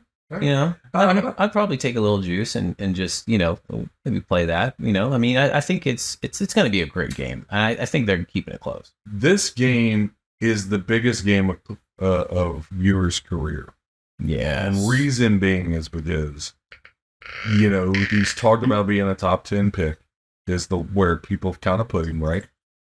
The other part of it is, let's not ignore the elephant in the room. If I was Sarkisian and I got Ewers and Arch Manning, even if I think Arch Manning's the better quarterback and the better talent and the better guy, I'm not going to put Manning out there in his second game against against Alabama. No, I would not. So Ewers, he's got a lot behind the scenes, might be the sacrificial lamb because it's a real easy out if Ewers doesn't play well. And this game gets away from him and Alabama gets up 17, 20 points. All right, let's give Arch, you know, last two drives. Oh, man. I don't think. Or to come back the next week at a softer schedule and put him in there. So I'm more fascinated at watching Ewers this game and how he reacts. Because he's got a real nonchalant attitude that I'm like, dude, like, people are talking about you being a top 10 pick. Do you realize? Don't act like a Johnny Manziel. I'm not saying he does, but he almost has. He has got a little bit of that in him. Yeah, for sure. He's kind of got like, I mean, not to steal it from somebody, but, you know, Coward had said, you know, and then when I thought about it, I said, man, that is a really good reference. He's got a lot of Jay Cutler to him. Ooh, yeah. And I don't want Jay Cutler as my franchise quarterback. Yeah. So I just have a question. Does John always ramble this much when I'm not on here? Yeah. Good God almighty. I'd rather watch paint dry. Hey, is that Dan Campbell on the line? Folks, we'd like to welcome Dan Campbell. Is that Dan the Man Campbell? Dan the Man Campbell. So, Coach Campbell. I've been on here for 20 minutes just listening to John ramble. I about fell asleep driving. Like, what the hell is going on here? All right, so Coach Campbell, glad you could join us, Coach. Coach, tell us, first of all, congratulations on the win, Coach Campbell. Tell us about how did you get it done? Well, it wasn't with my quarterback. You know, offense could only produce 14 points. We did luck into a pick six because Kadarius Toney can't catch a cold. But, you know, I thought overall we hung in there just enough to beat the defending world champs by one. Really, we got lucky because the Chiefs have 0 wide receivers. Do have a good defense, though. They were tough all night. So just happy to get out of here with a win. Gotcha. Yeah, I mean, I'm glad you hit on that quarterback that had a QBR of 94.1. He came up where he needed to there. Coach, you mentioned that you felt like you could take advantage of that weak wide receiver core. My brother can't be on the show tonight, but he was telling me how these guys were going to be so explosive. You know, Justin Ross, Scott Moore. So, Coach Campbell, if you could tell me, how did you get them rambling? No, I will say, and I was walking to the car, and I was like, I have to give it to John. He called it. I never dreamed that I would see an NFL wide receiving core drop that many passes. Yeah. Between Sky Moore and Toney, what do we think? 10, 12 between just the two of them? Oh, I was watching the highlights on had Toney. A couple drops. Well, look, it was really bad. I will say though, if you're the Chiefs, defensively they did play well. They gave up 14 points. So I thought defensively they looked great. Maybe you trade Chris Jones for a wide receiver. Yeah. Yeah. It doesn't feel good. Maybe you trade Chris Jones for a wide receiver and a draft pick, because honestly, the defense wasn't what lost them the game. The fact that no wide receiver could catch the football is what lost. It's almost like you guys are missing like a piece that you used to have. like there's somebody not on the field. Somebody he was kind of short. Not Hill. Nah, we won a Super Bowl without Hill. I will say though, and I won it in the offseason. I thought DeAndre Hopkins would have been a good pickup. But I think, unfortunately for the Chiefs, that Chris Jones contract strapped them into what they had and just available dollars. I think that's what kept them from Hopkins. Obviously, hindsight's always 20/20 at this point. God, I'd rather have DeAndre Hopkins than Chris Jones. Yeah. So, Josh, what does it feel like? Wait, you watch the TV and you see like Arrowhead or whatever, and everything looks awesome, and you guys were so loud. But then, great. Like, after a game like that, what's the feeling in the stadium, like in the stands? Like how does it go when the Chiefs lose at home? Because the Lions fans were really excited. Honestly, I mean, obviously, it's a rough night, but it's the first game of the season. A lot of football left. Yeah. The Chiefs, obviously, they got work to do. They need to fix some things. But, before we even kicked off the game, the whole thing is you're not going undefeated, right? That's not going to happen in the NFL. So the goal is to make the playoffs. I think the Chiefs will 100% do that. Honestly, with Kelsey right now, I don't even play him next week. Like, you need a healthy Kelsey, and I don't think you can risk it at this point, re-aggravating that. If I'm the Chiefs, I probably don't run Kelsey out there till the Bears at the earliest, which is their next home game. So, but for a wide receiver perspective, like Tony, Moore, you didn't see a lot of MVS tonight. He caught a couple passes really good. I think you only saw Justin Ross one time. Watson made a couple good plays. I thought the tight ends, Bell and Gray, played decent. But the wide receiver, I mean, it was just awful. The Chiefs ran the ball well. I thought the offensive line did a really good job protecting Mahomes. And I thought defensively they played really well. I mean, they were able to get to Goff a couple times. They were able to bat some balls at the line of scrimmage. They put pressure on him. They hurried him. And all that without Jones. I thought Karlaftis had a hell of a night. He played great. So, I mean, some good things that came out of it. The stadium, I mean, it was rocking. Obviously, they unveiled the banners tonight, so it was great. I think with the Chiefs, you always feel like you're in it until the very end. So, I mean, leaving it was a little deflated, but up until that point, I mean, everybody was still rip-roaring and ready to go. So, we bounce back next week. So, so Coach Campbell, one more question here. So I got a question, Coach, because what you did with this Detroit team is great. So your quarterback, I just want to touch on him, top 10 quarterback. He had more completions on less attempts, threw for more yards, threw for 2.5 yards more per attempt. No turnovers. Yeah, it's amazing what happens when your wide receivers know how to catch the football. And a 17% higher QBR. And when you look at your quarterback, Coach Campbell, he's winning his last two games, winning the Lambeau, outdueled Rodgers, winning the Arrowhead, and outdueled the great Pat Mahomes. Whoa. Touch on your quarterback and tell us about that. Yeah, I will. My quarterback is 15 to 20th best in the league. We have a good offensive line and a great running back, so that helps. My quarterback definitely did not outduel Mahomes. However, it does help when your wide receivers can actually catch the football. So that was definitely in our favor tonight. But Jared Goff, I'm not under the impression that he's a top 10 quarterback. If we could draft a kid, I would trade him probably at this point. So, we'll roll with him. He's what we got. So we'll just keep rolling with him and hope he doesn't screw anything up too bad. Coach Campbell, we got to let you go, but Coach Reed is on the line now. Coach Reed, how are you doing, buddy? It's been a rough night. So, Coach Reed, first question. What the hell were you thinking going for it 4th and 25 from your own 32? You lost your ever-living freaking damn mind.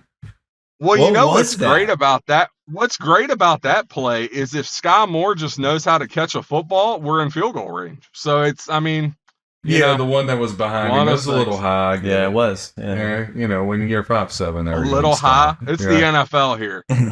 No, listen. Okay, so you're obviously in the stadium. Touchy right now. You're in the you're in the stadium, and it's emotional. There's a different vantage point being in person than watching it on TV. Yeah. Like, aside from arguably top 10 quarterback Jared Goff, like what did it? Oh my God! Somebody go away with that bullshit. No, I'm saying I'm saying arguably. Tell Numbers John to never- shove that up his ass. Numbers don't lie, my friend. No, but seriously, what did you get? What were you impressed by the Lions mostly? I mean, I think the Lions offensive line look good. Their running game's really good. I mean, they can run the football. Yeah. Wide receivers in space, I thought they played really well. I mean, I thought the Chiefs secondary, L'Jarius Sneed, for me, I question how healthy is he 100%, because he looked all out of sorts tonight. He missed tackles, which he usually doesn't do. Yeah, he's a beast. He's my favorite Chief, Chuck. Yeah, a couple blown coverages by him, which also you just don't see. I have questions on whether he's completely healthy. There were some question marks coming into this game whether he was going to play at all. He got the go ahead yesterday, but I don't think he's 100%. I mean, for the Lions, they're a well coached team. You can tell that they're disciplined. They run the football really well. They make don't go for it they on made 4th plays. and 25. Yeah, their wide receivers make plays when they need to. They're able to catch the football, which is a big plus. And defensively, yeah, I mean, their secondary was pretty good. Obviously, young receivers for the Chiefs. I mean, up front, I think the Chiefs' offensive line just kind of manhandled them. I mean, Mahomes had time. He just couldn't get anybody to catch the ball. But I mean, I think, and we've talked about it on here, I think Detroit is a playoff team. I think they're a sneaky good, dangerous team as we get later in the season. So, I mean, kudos for them. They did enough to win tonight, and really, ultimately, the Chiefs just ended up offensively just beating themselves, which I haven't seen the Chiefs offense have that many mistakes ever. So just a tough one. You take it, you move on to the next one.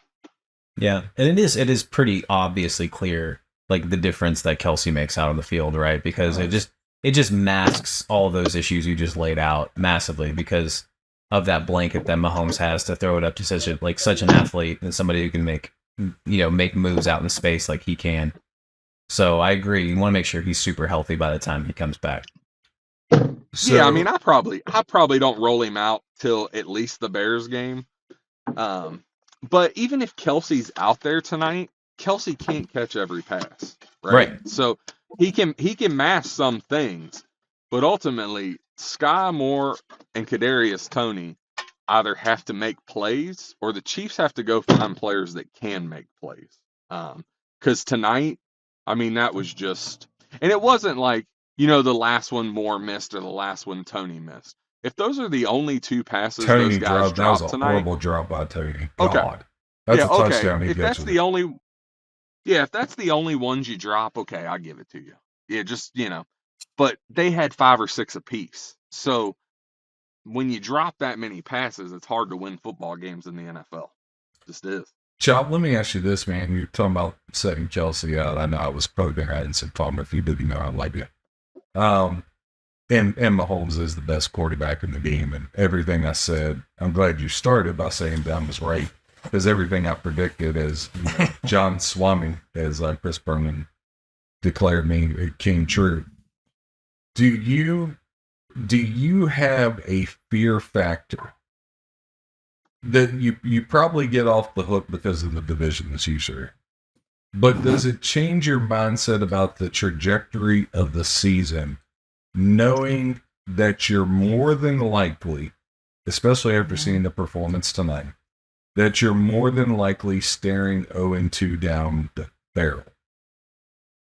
No, because I think you look at Andy Reid, I feel like he gets this team right. You get kind of a long layoff before you go to Jacksonville. I think they ultimately win that game. I think some adjustments are made.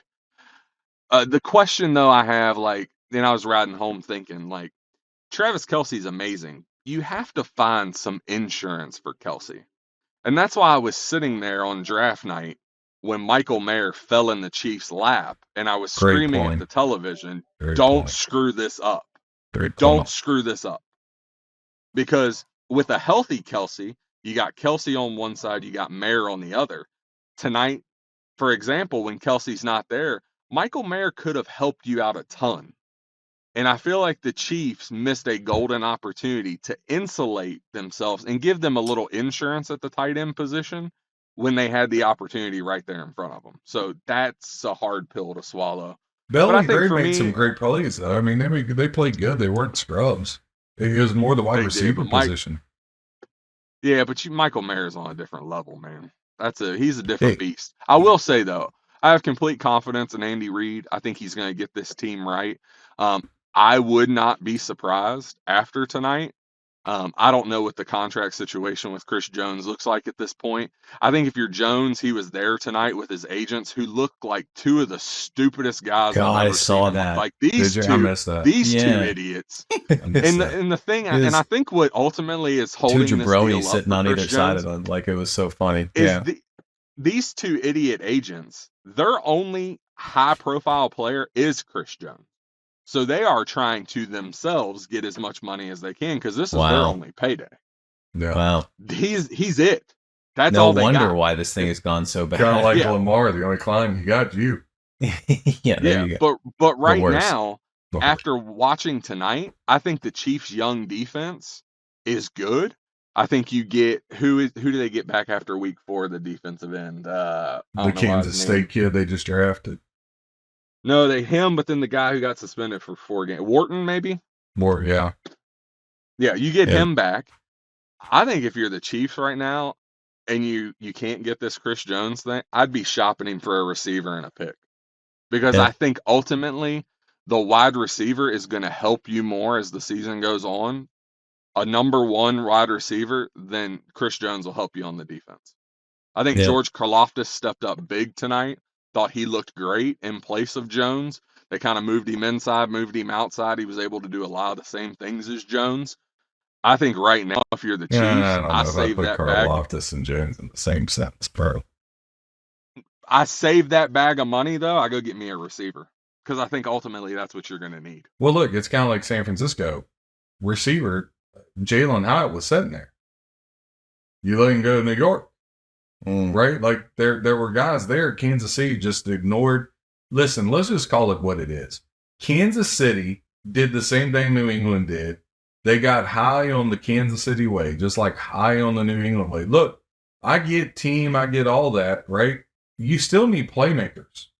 Somebody's got to catch the daggone ball, right? I don't think that's really what happened with them, though. What I think happened was they looked at how much money they had, and they truly wanted to bring Chris Jones back.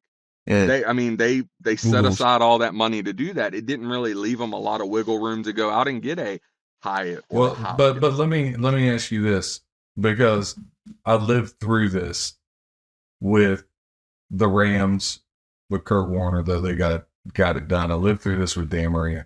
Like, you can talk about the defense all you want, but when you have a quarterback that if you give him weapons, you can score 40 every game, what does defense matter?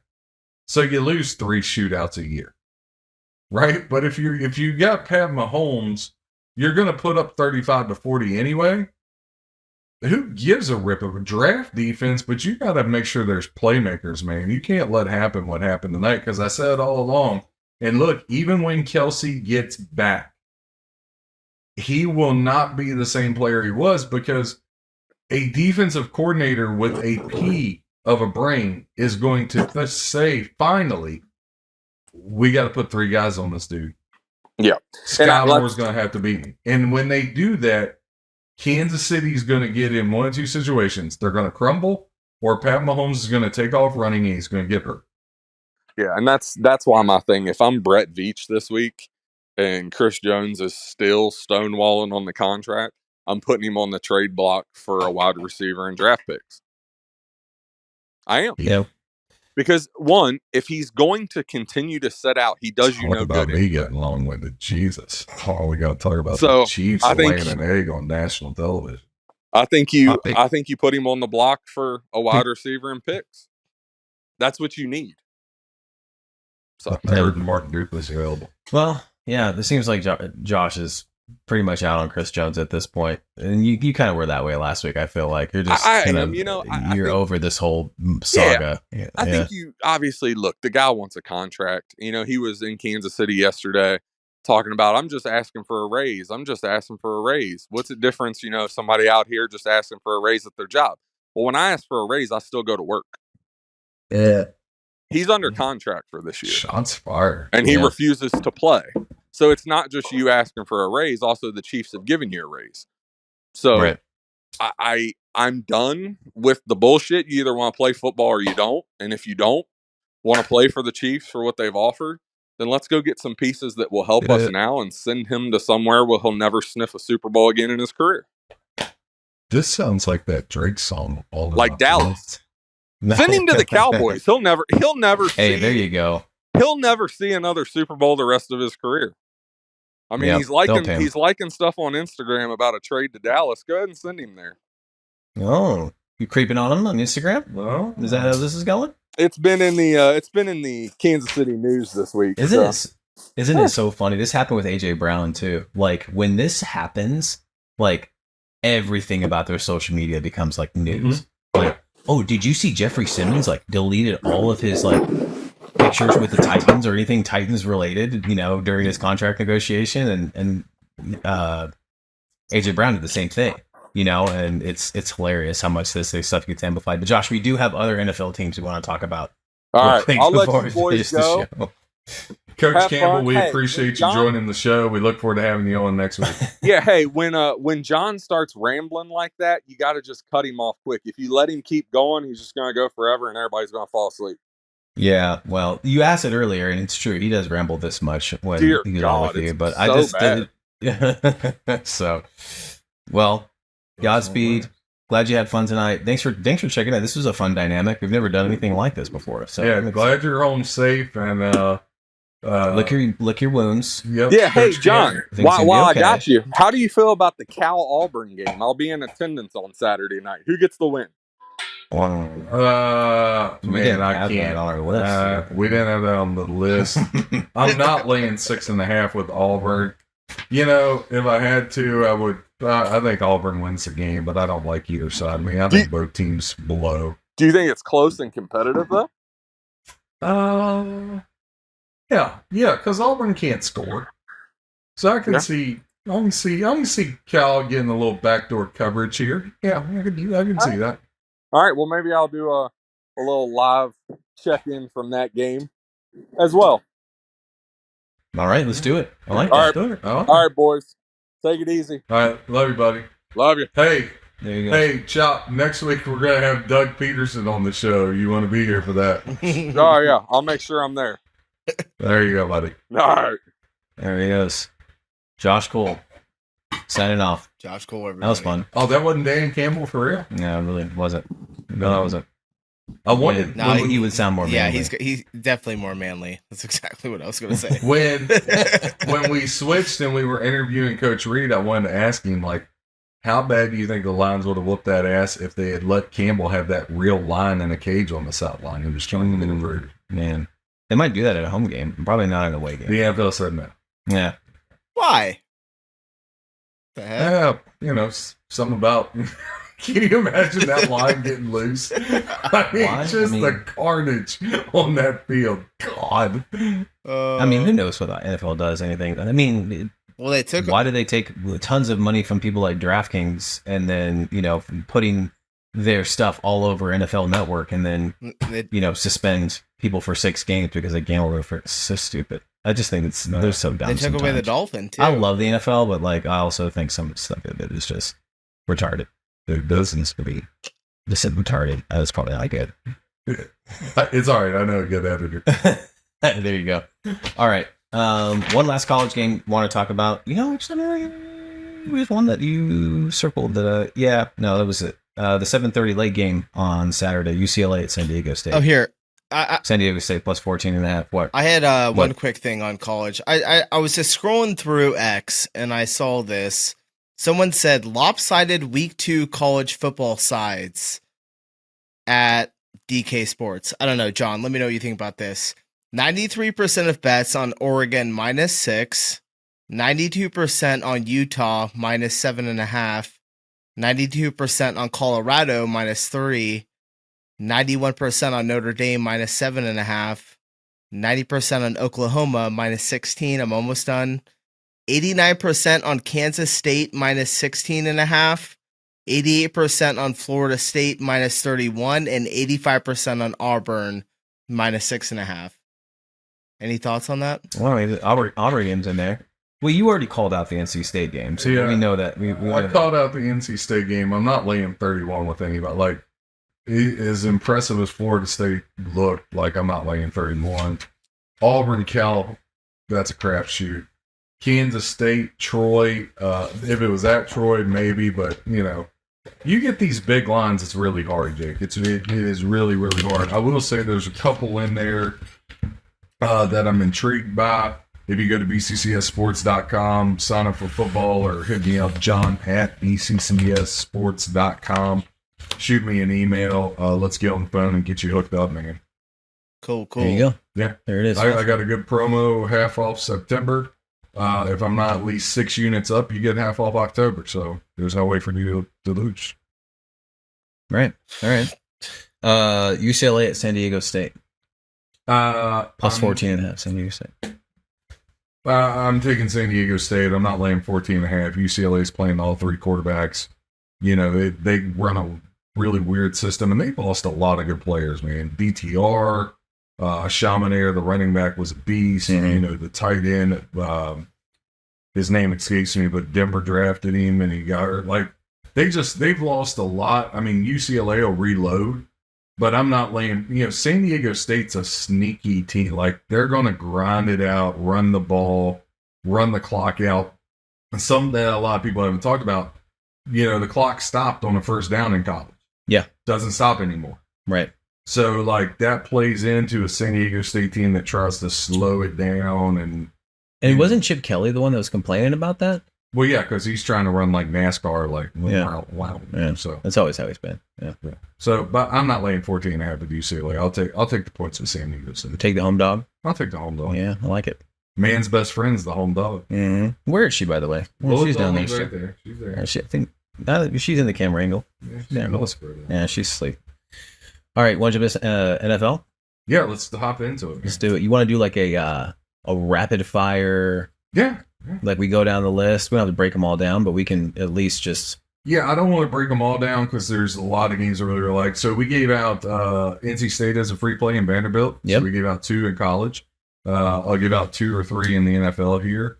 But there's some games I really, really like. And I already told you, obviously, you know, if you sign up with us, you'll be able to see what my 5 plays for Circa are for the Mega Millions. There you go. The Survivor, I already told you, half on the Ravens, half on the Redskins. Yep. So that's which way we're going there. But those are just straight up plays. But yeah, let's run down through Those are just money line plays or just you're just picking the winner. Yeah. But once you pick that team, you can't use them again. Right. Gotcha. So. And in the other one, not the Survivor, is that also straight up? No, that is 5 games against the whatever number Circa puts up. Whatever the number is. Gotcha. All right. Cool. Let's start off 1:00 slot. Carolina at Atlanta. Really hard, I think, as the season goes on. I still believe in Carolina to sneak in the playoffs, maybe. Mhm. I really believe in Bryce Young. I know y'all give me a lot of crap about that. But when I look at it, he's competing against Baker Mayfield and freaking, like in this game, Atlanta's got a lot of great skill guys. You know, Bijan Robinson. People forget about Allgaier. I mean, he could end up rushing for more yards than Bijan Robinson, really. Yeah. He's more of a workhorse. Kyle Pitts, Drake London, I don't know if he's physical enough for the NFL. But Desmond Ridder, do you really believe in him? Not really. But I already saw what Mariota is. So, yeah, I think they got to find someone to invest in. But look, I mean, however, it's kind of like however Ridder does this year will dictate what they do next year in the draft. Like you said, there's a ton of young quarterbacks coming up that they could bring in that, you know, Arthur Smith would have a lot of fun with, I think. Yeah, 58% of the bets on Atlanta, 42% Carolina. Line setting at Atlanta minus 3.5. Money line, Atlanta minus 185, comeback plus 155 on the Panthers. No opinion here. Like I said, I think Atlanta probably gets the win. But that hook, you got to be careful of the hook. The hook will make you bleed as they do the fishes. Yeah. Gotcha. The fish don't bleed, do they? Do they bleed? Well, yeah, when the hook gets in and take it out, they bleed a little bit. Yeah. Okay. Yeah. I guess I don't fish enough. Yeah, I mean, sitting out there in the middle of the lake from nowhere for me to take a picture isn't really where I want to be. No Wi-Fi. I'm just gonna play bets here.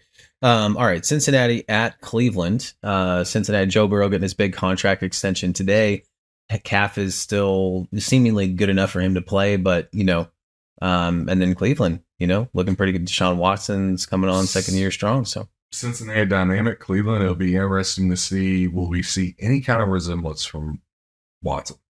Yeah. And Cleveland's got dudes, right? Yeah. But I mean, Cincinnati's loaded. Don't want to get too much into this one. I will have a play on this game. I really, really like this game. I've liked it since the very beginning. I think the line's out of whack. So this will actually end up being a play. All right. Jacksonville at Indy. Look, originally when this was 3.5, believe it or not, I was like, all right, if I could get 4.5 or 5, I really like the Colts. Yeah, absolutely. And of course, it's gotten to 5.5, right? It's gotten to 5.5 with 84% of the bets on Jags, 16% the Colts. But the problem, my thinking with all that was Gardner Minshew was going to be the quarterback. Yeah. I wanted 5.5 with the Minshew mania. Minshew, yeah. I don't want any parts of Anthony Richardson. Yeah, I think he's a bust. Mm-hmm. I think he'll give you a couple great highlights, but I think when his career is over, in less than 5 years, he'll be a bust. Yeah, I think this line's a little closer than it should be, given the fact that they got Richardson out there personally, and I feel the same way about him as you do. Yeah. I mean, now again, I'm never, ever, ever, ever, ever going to lay points on the road, so I'm not taking Jacksonville. But if you want to get a little squirrely, put them and the Ravens in a little parlay. I think it's like minus 117. Yeah, on FanDuel, minus 115 on DraftKings. Yeah, go for it. Yeah, there you go. All right, we got Tampa Bay at Minnesota. Pretty easy. Just an upset there. Minnesota, 78% of the bets, line open 6. It's at 5.5. Conventional wisdom would say the Vikings. But again, I want no parts of it because Baker has been known to put together a game. Yep. And they still have Mike Evans and Chris Godwin. So they still got dudes. So I'm not in a rush to even tease Minnesota or put them in a parlay. Like, I want to make sure Minnesota's defense is fixed with Brown Flores before I hop in on a bet. Oh, okay. So you like them, but just not early on in the season. Yeah, this is a no play for me. I thought about the Vikings for the Circus Survivor, but then I was like, if Baker Mayfield knocks me out week 1, like that, I want no parts of being around him. Yeah. What he did at Oklahoma took 3 years off. Man, Baker, this make or break year for Baker. Make or bake. That's what we'll call it. Make or bake. Make or bake year. Shake and bake. All right, next game, Tennessee is going into New Orleans, and you told me to bet this line back when it was 3.5 because you really liked it, and I did.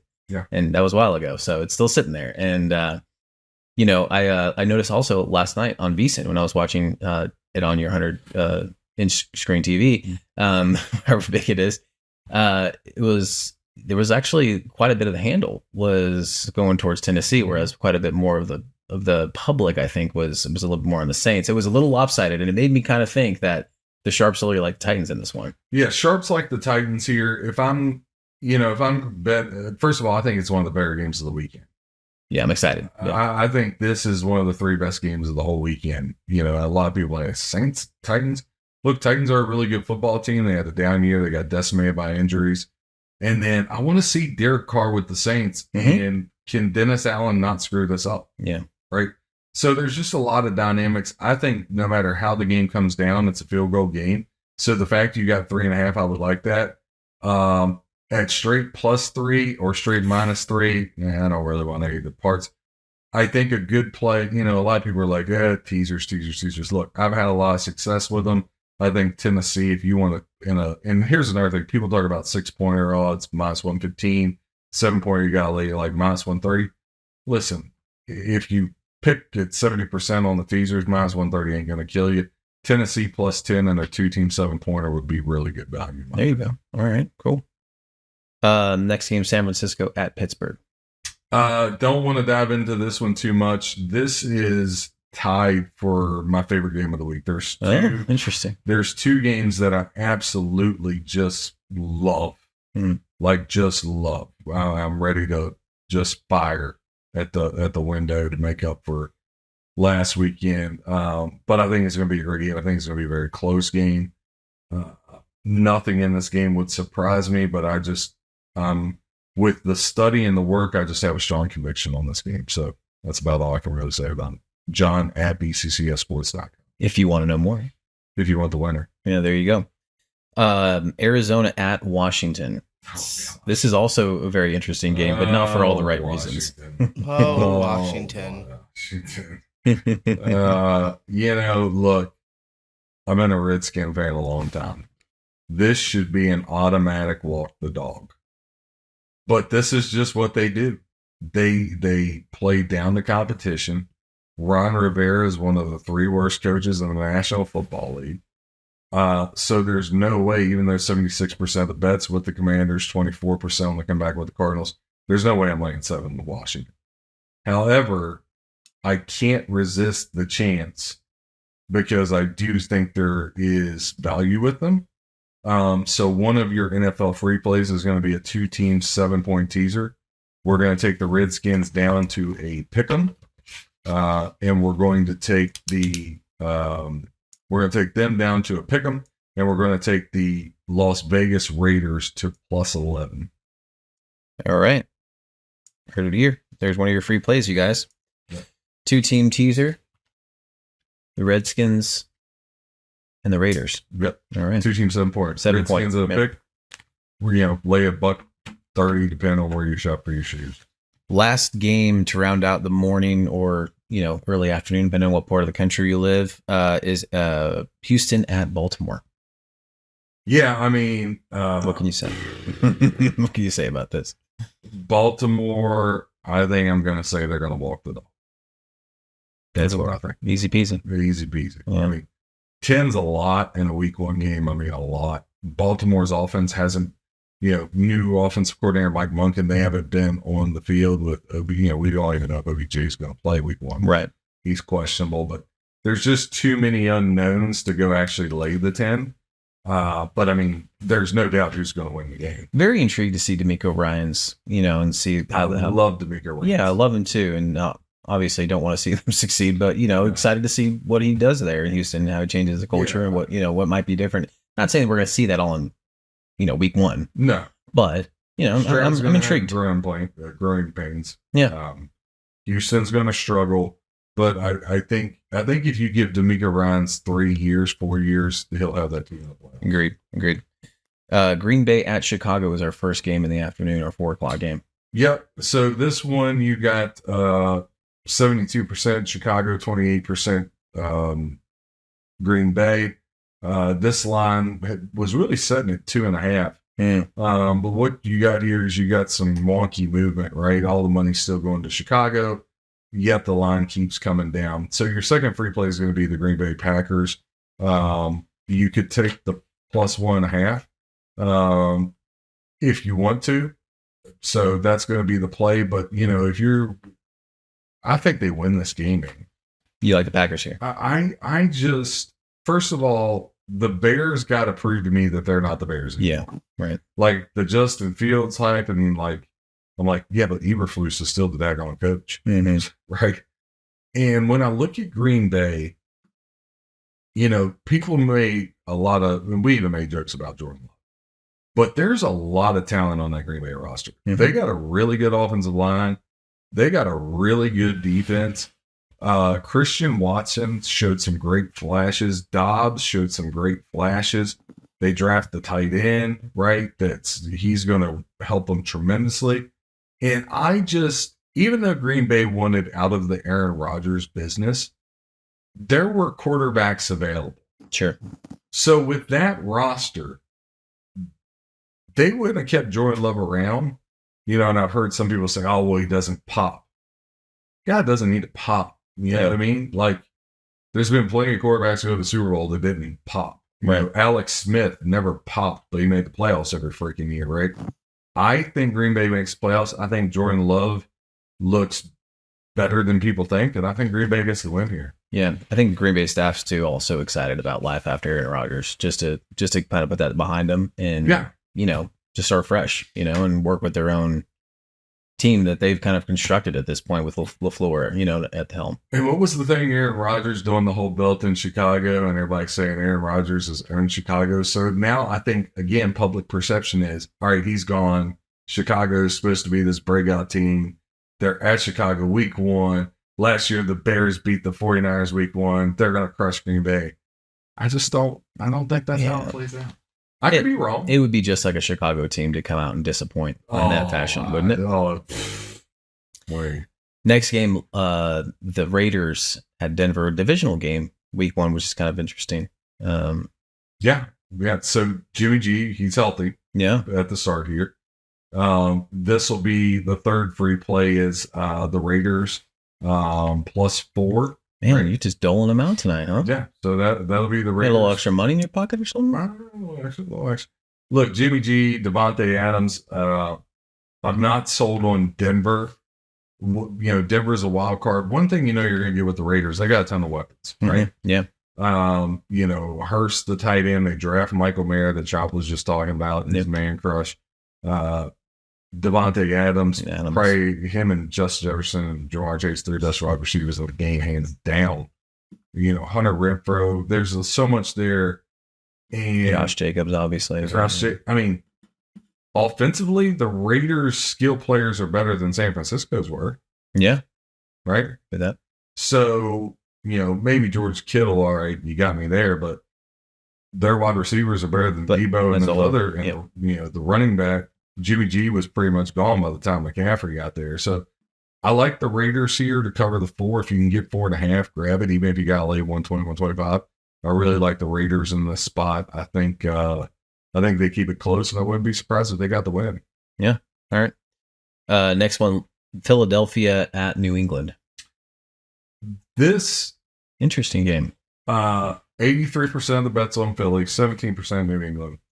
This thing has went from 5 to 5.5, all the way down to 3.5, back to 4, back to 4.5, back down to 3.5, back to 4.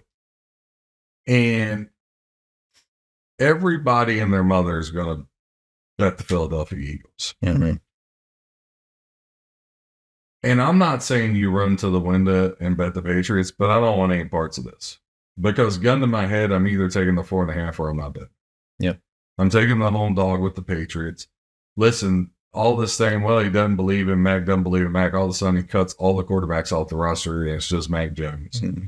They do have an offensive coordinator now. So I'm like, okay, they went, 7-10 last year with no offensive coordinator. And not that Juju Schuster changes the world, but they got better weapons than they had last year. The Chiefs would probably like to have Schuster tonight. So I'm not betting the game, but if I did, I would take the Pats +4.5. All right. Next one is Miami at the LA Chargers. Listen, coin flip game. Both of these teams explosive. Yep. Both of these teams are going to have really good defenses. Vic Fangio, I think, is going to make a huge difference. Listen, again, I know I'm going to get criticized, but if Tua can stay healthy, Miami wins the division, right? And it's such a razor-thin thing because with him, Miami could truck all the way to an AFC championship game. I feel like their talent's that good. Mm-hmm.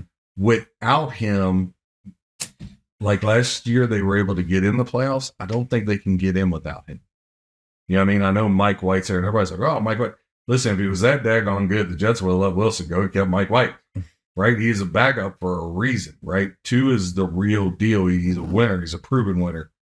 And you got those skill guys. So Miami's got to protect him. But I think, Ramsey and Vic Fangio, they had already had Bradley Chubb. What Miami's been able to do has been fantastic on the defensive side. Now you're giving them Vic Fangio. Worked with Bradley Chubb in Denver before. But on the other side, you got Bosa, Khalil Mack. The Chargers drafted 2 TCU wide receivers to go with Keenan Allen and Williams. And they're loaded. And Herbert's a beast, right? So I don't want any parts of the game. But where I said New Orleans, Tennessee is one of the 3 best games of the week, I put San Francisco and Pittsburgh in that. And then this is the third one I put in that. I put the Dolphins, Chargers. look at these 4:00 games as I'm looking at them. That's the one I want to watch. That's the one I want. I mean, that's the one I want to watch for sure. I'm curious to know if Jake has any thoughts on it too. But like between these two teams, like I'm looking for a really explosive and high flying game, and it's a game that I think, as a not really a fan of either team, just excited to see how this whole thing plays out. Yeah, I wish they would have made it the Sunday night game actually, but everybody likes to see Dallas. Yeah. Yeah, looking to see Miami get a revenge from last year. Yeah, would be great. Well, yeah. You saw that poster. They had a big poster of Mike McDaniel, the coach, with those big glasses that said "Revenge of the Nerds" on it. I didn't see that one. No, I'm excited to see Vic Fangio though. That'll be his defense. Vic's a beast, man. Like, yeah, Vic Fangio. From a defensive coordinator only standpoint, your Hog Bowles, your D'Amico Ryans. I think D'Amico Ryans is going to end up being a really good head coach. He's one of those guys. Vic Fangio is one of the best. Yep. Yeah, should be a fun game. All right, next game Yep, definitely. Next game we're jumping over to the other LA team. The Rams are traveling up to Seattle. Man, I really was looking for every reason to take the Rams, but now no Cooper Kupp. Yep. This is really going to be an uphill climb for the Rams. But again, I'm not comfortable enough to lay 5.5 with Geno Smith. He's got to show me. Yeah. He's got to show me year. Yeah. It's a show me year. Look, I'm proud of what he did last year. I'm happy for him. He had a great attitude about it, but now you got to do it again, bud. Yep. You got to do it again. All right. The late game on Sunday, Dallas at New York. Obviously, a huge rivalry. Divisional game. I'm also very excited about this game because I'm really high on the Giants. I don't know if you've noticed. I took Daniel Jones in our fantasy draft. That's a little crazy, but you drink a whole lot more whiskey. I do, yeah, and certainly more when I'm doing fantasy drafts. But no, I really am. I mean, obviously we all like Dable, right? I think Daniel Jones is top 10 quarterback. Top 10. Somebody ranked him there earlier this week. I saw. No, I could probably find 10 more. But I do like their weapons. Yeah, no.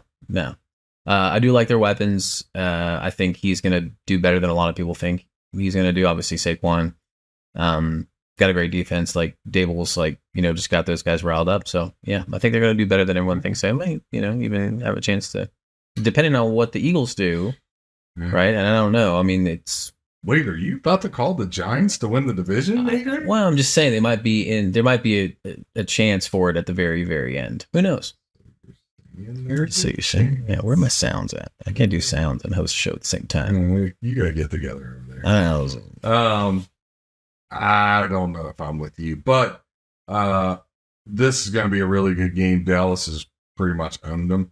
But I am gonna have a play on this game, John, at bccsports.com. This is one of the 3 games I like the most. So we'll see what happens. I'll have 6 plays in the NFL. This is one of them. Nice. So I'm pumped about this game. Yes, me too. Especially, that's the. I don't know if we're on the same side, but Oh, okay. It's a Sunday night game that you want to see, right? I mean, it makes sense. And I'm not really. I hate both teams. So I care less. Yeah. But I think it's a great money-making opportunity. Mm-hmm. With everything that's been going on in the league and the off-season stuff, especially, I think it's just a really good opportunity to make money on this game. Yep. And then Monday night, the battle for the other New York teams. You got the Buffalo Bills going to see the Jets. Going to see my boy Aaron, his home opener. Listen, if the Jets lose this game, the alarms will sound all right because their schedule is brutal. The first 4 or 5 Their games. schedule is brutal. I'm excited. The Bills. Yeah. Are you? Yeah. I want to see it. You're the AFC East guy. You break this down. People don't need to hear me talk. Oh no. I mean, I think the Jets got it. I think the Bills are trash. Wow. Hot take. And no. I mean, I thought that last year Bills, I thought were a good team, and I thought they had a chance to get to the Super Bowl, and I think that was their last shot. I think they're on the downtrend. So I'm not going to say that I'm not going as far as say that Bills I hate the Bills too, right? outside the division, they're our biggest rival in Tennessee. But God, they got the worst fan I'm not going to base. say they're worst fan base. Really? Worst. Well, we definitely 100%. we definitely got Bills 100. listeners, so I'm sure there's some great Bills fans out there. But Look, Oh, and they know it Yeah. too, and they love it, Bills- and they're like, Bills "Yeah, we fans. are." Bills fans, don't let them talk bad about you. I will defend y'all. Nobody's worse than Dallas fans, so you are good. No, don't. Just don't. Bills Mafia. Listen, in the name of Jim Kelly, Goodness I gracious. defend you. I'm sorry. Just wait. If you actually followed your team and went to their games, Mhm. and then Bills fans games and traveled to those games, like you would see what I'm talking about. Bills are going to be in Washington week 3. Yeah, just go to that game. Go to that game. No, because FedEx is a dump. No, just go to it. Listen, taking my little girl to watch a game at FedEx would be like taking her to watch a game at the prison where they filmed unnecessary roughness. You know what I'm saying? Same type of setup. You know what it is? Like Buffalo people. Same type of people. Sorry, Bills fans that listen to the show. They are the most miserable people in the world, right? Well, yeah, you And- know how freaking flipping cold it is, and they Yeah. got set up there and go through 4 Super Bowls without winning one in that cold. And they Those poor people. so they travel super well because they're like, yeah, Heat wave. we're gonna go down to Florida, we're gonna go to Tennessee, we're gonna and they just overrun your city. Buffalo fans are And it's like, not even just like what, Chicago in December? That's like a vacation for us. it's not even like they're just annoying at the stadium. They like flood your bars and like all your it's Those fans, I don't believe it. You are Yeah. you are it's a stupid little chants. I think- stupid. I think your team is in a world of trouble, but I love Bills fans. You know, in first grade, I had a Bills backpack. It was red with the whole logo. No, here's why. I don't know. So I was a huge Redskin fan, but I was a huge Jim Kelly, Andre Reed guy. Yeah, Jim Kelly's awesome. Yeah, but The You- gay guy? Forget about you're it. just so weird. Like you have all these teams. I don't know. Like you have like your main number one teams, but like Yeah. really, really close behind are like other teams that you like I just like and follow, appreciate- and have like I their wanna watch a merch. game in Buffalo. I want to watch Why? a game in Buffalo No. before they tear it down. Yeah.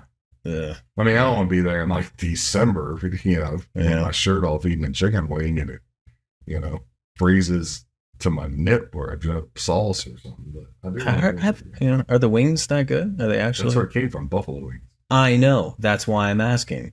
Are they really like what everyone says? Well, I mean, they got to be better than Virginia wings. There's some other food that they have. I mean, they don't call them Virginia wings. They don't call them Pittsburgh wings. They call them buffalo wings. I know, but sometimes you go to Philly and you have a Philly cheesesteak sandwich, and it's like not. I've It's kind of heard they disappointing. are disappointing. Right. That's what I'm saying. But like, listen, they have everything some about other Philly- food. Everything about Philly is disappointing. They have some other food that is like they're supposed to be famous for. I can't remember what it is right now. So Buffalo yeah, Buffalo guac. guacamole. Yeah. I will say that there's been so much hype around the Jets. Hard Knocks. I mean, it's all over Rightfully so. every media Oh. outlet. I'm like, I want to see it. I want to see it. Like, I I'm wanna see I'm it. ready to see it. Like, I think we all that's do. why I'm excited for this game. Listen, everybody's going to be real disappointed when this is 13-10 Monday night. Yeah, It could be. it could be. And everybody's like, where's all the scoring? be AFC's just like rivalry. I'm up Yeah. for it.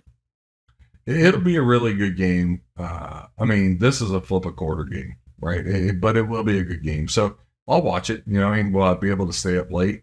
I don't know, man. Yeah. 8:15 start time.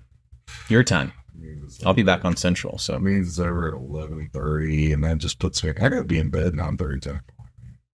apparently not tonight. I'm telling you, it's not happening. Sorry. It'll be a Tonight's an rough- exception. Sorry about that.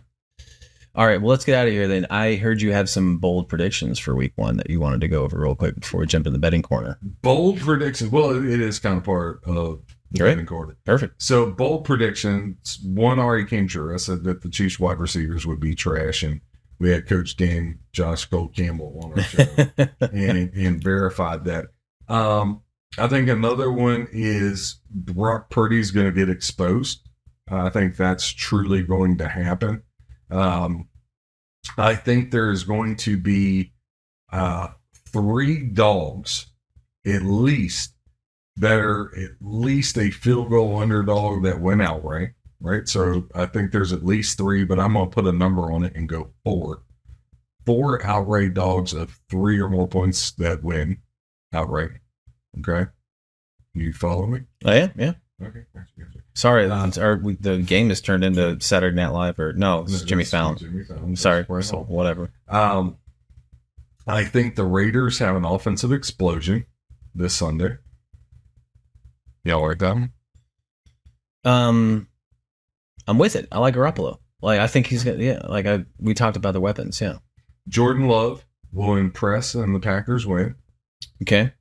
I think you see the old Alabama return of the Mac. New England up is one of those 4 teams. They upset Philadelphia outright. Yep. Okay. All right. And then my very last one, I said it would take them, a while to get going. But I really think that Calvin Ridley goes nuts against the Colts. I know you don't want to hear it, but I would be really, I hate to say it's shocked. I shouldn't use it. But I think Jacksonville really makes a statement and Calvin really comes out and you're like, man, we forgot how great that guy was. Yeah. He's super talented. And yeah, I'd rather him go nuts for week 1. He's just, more film to look at. So, I'm cool with it. Have you been shopping for the jersey dress yet? Probably should. Have you told your wife about this, bud? No, I haven't. Because when she sees the film, no, I haven't. Oh man, yeah, way too you much. might want to break that debris. Yeah, just kind of smooth that over. Well, hey, so that she doesn't think that she's married to it. Hey, don't misgender me. You're talking about prologues, are they? I don't know if I'm down for this. For prologues, I'm not. I mean, you're a guy or a girl. Yeah, the whole Patriots thing. You don't like the Patriots for the upsell? I don't like that one. Nope. Aren't they retiring like Brady's number? I like it. Do you? Aren't they retiring Brady's number? I don't know. Are they? Wow. I could see the Patriots sitting at number 2 in the division or number 3. I don't think they're going to be last. Wow. Boom. I don't think so. Yeah, So we all have a very different look on how the AFC East is going to turn out. I think it's the biggest. Oh my God. Like it has the most amount of like takes on it is the AFC East. Yeah. Yeah. Let me ask you guys one more thing before we get out of here. And I mean this in all seriousness. What does Jared Goff have to do to have y'all say he's a top 10 quarterback? I mean, like, I think he played good tonight. I think he outplayed Mahomes. Statistically, that's what it shows. Well, yeah. I mean, I just don't look at him on the field and I just go by the eyeball test. You know what I mean? He was the number 1 overall pick. I remember that. Yeah. He's been to a Super Bowl. I guess it's like, I just can't get past like why McVay wanted to move off him, Well, look, McVay's already tried to move off Matt Stafford. They tried to redo his contract. Stafford said McVay falls in and out of love with quarterbacks really quick. Maybe. Him and Kyle Shanahan, they're a lot alike on that tree. They're not faithful to the same back. Yeah. I think Jared Goff could take him a ways, but I wouldn't say he's too far away from top 10. Like, I'm not like, I'm not putting like Jared Goff at like, 25 or anything like that. Jake will be there by the end of the year. I can hear it in his tone. And I see where AJ's coming from. Like, he doesn't have the eye test, and that's what most people go off of. It's like the eye test. Like, do they have the big throws? Or are they, flashy? And he's not one of those people. So you have to, like, obviously, John, you've done, you've looked at the numbers, and like he's he's not a flashy guy. Numbers schmumbers. Dude, Do you know the numbers that Ryan Tannehill has put up since he's been the starting quarterback at Tennessee? Oh we all got our quarterbacks, so I can do the same thing. Listen, not me. I'm stuck with stupid Sam Howell. From a numbers quarterback, Ryan Tannehill in the last 4 years is one of the best is in the top 10. From a numbers and QBR, I'm saying if we're looking at numbers, Are you trying to sell me or yourself for the Tennessee fan base?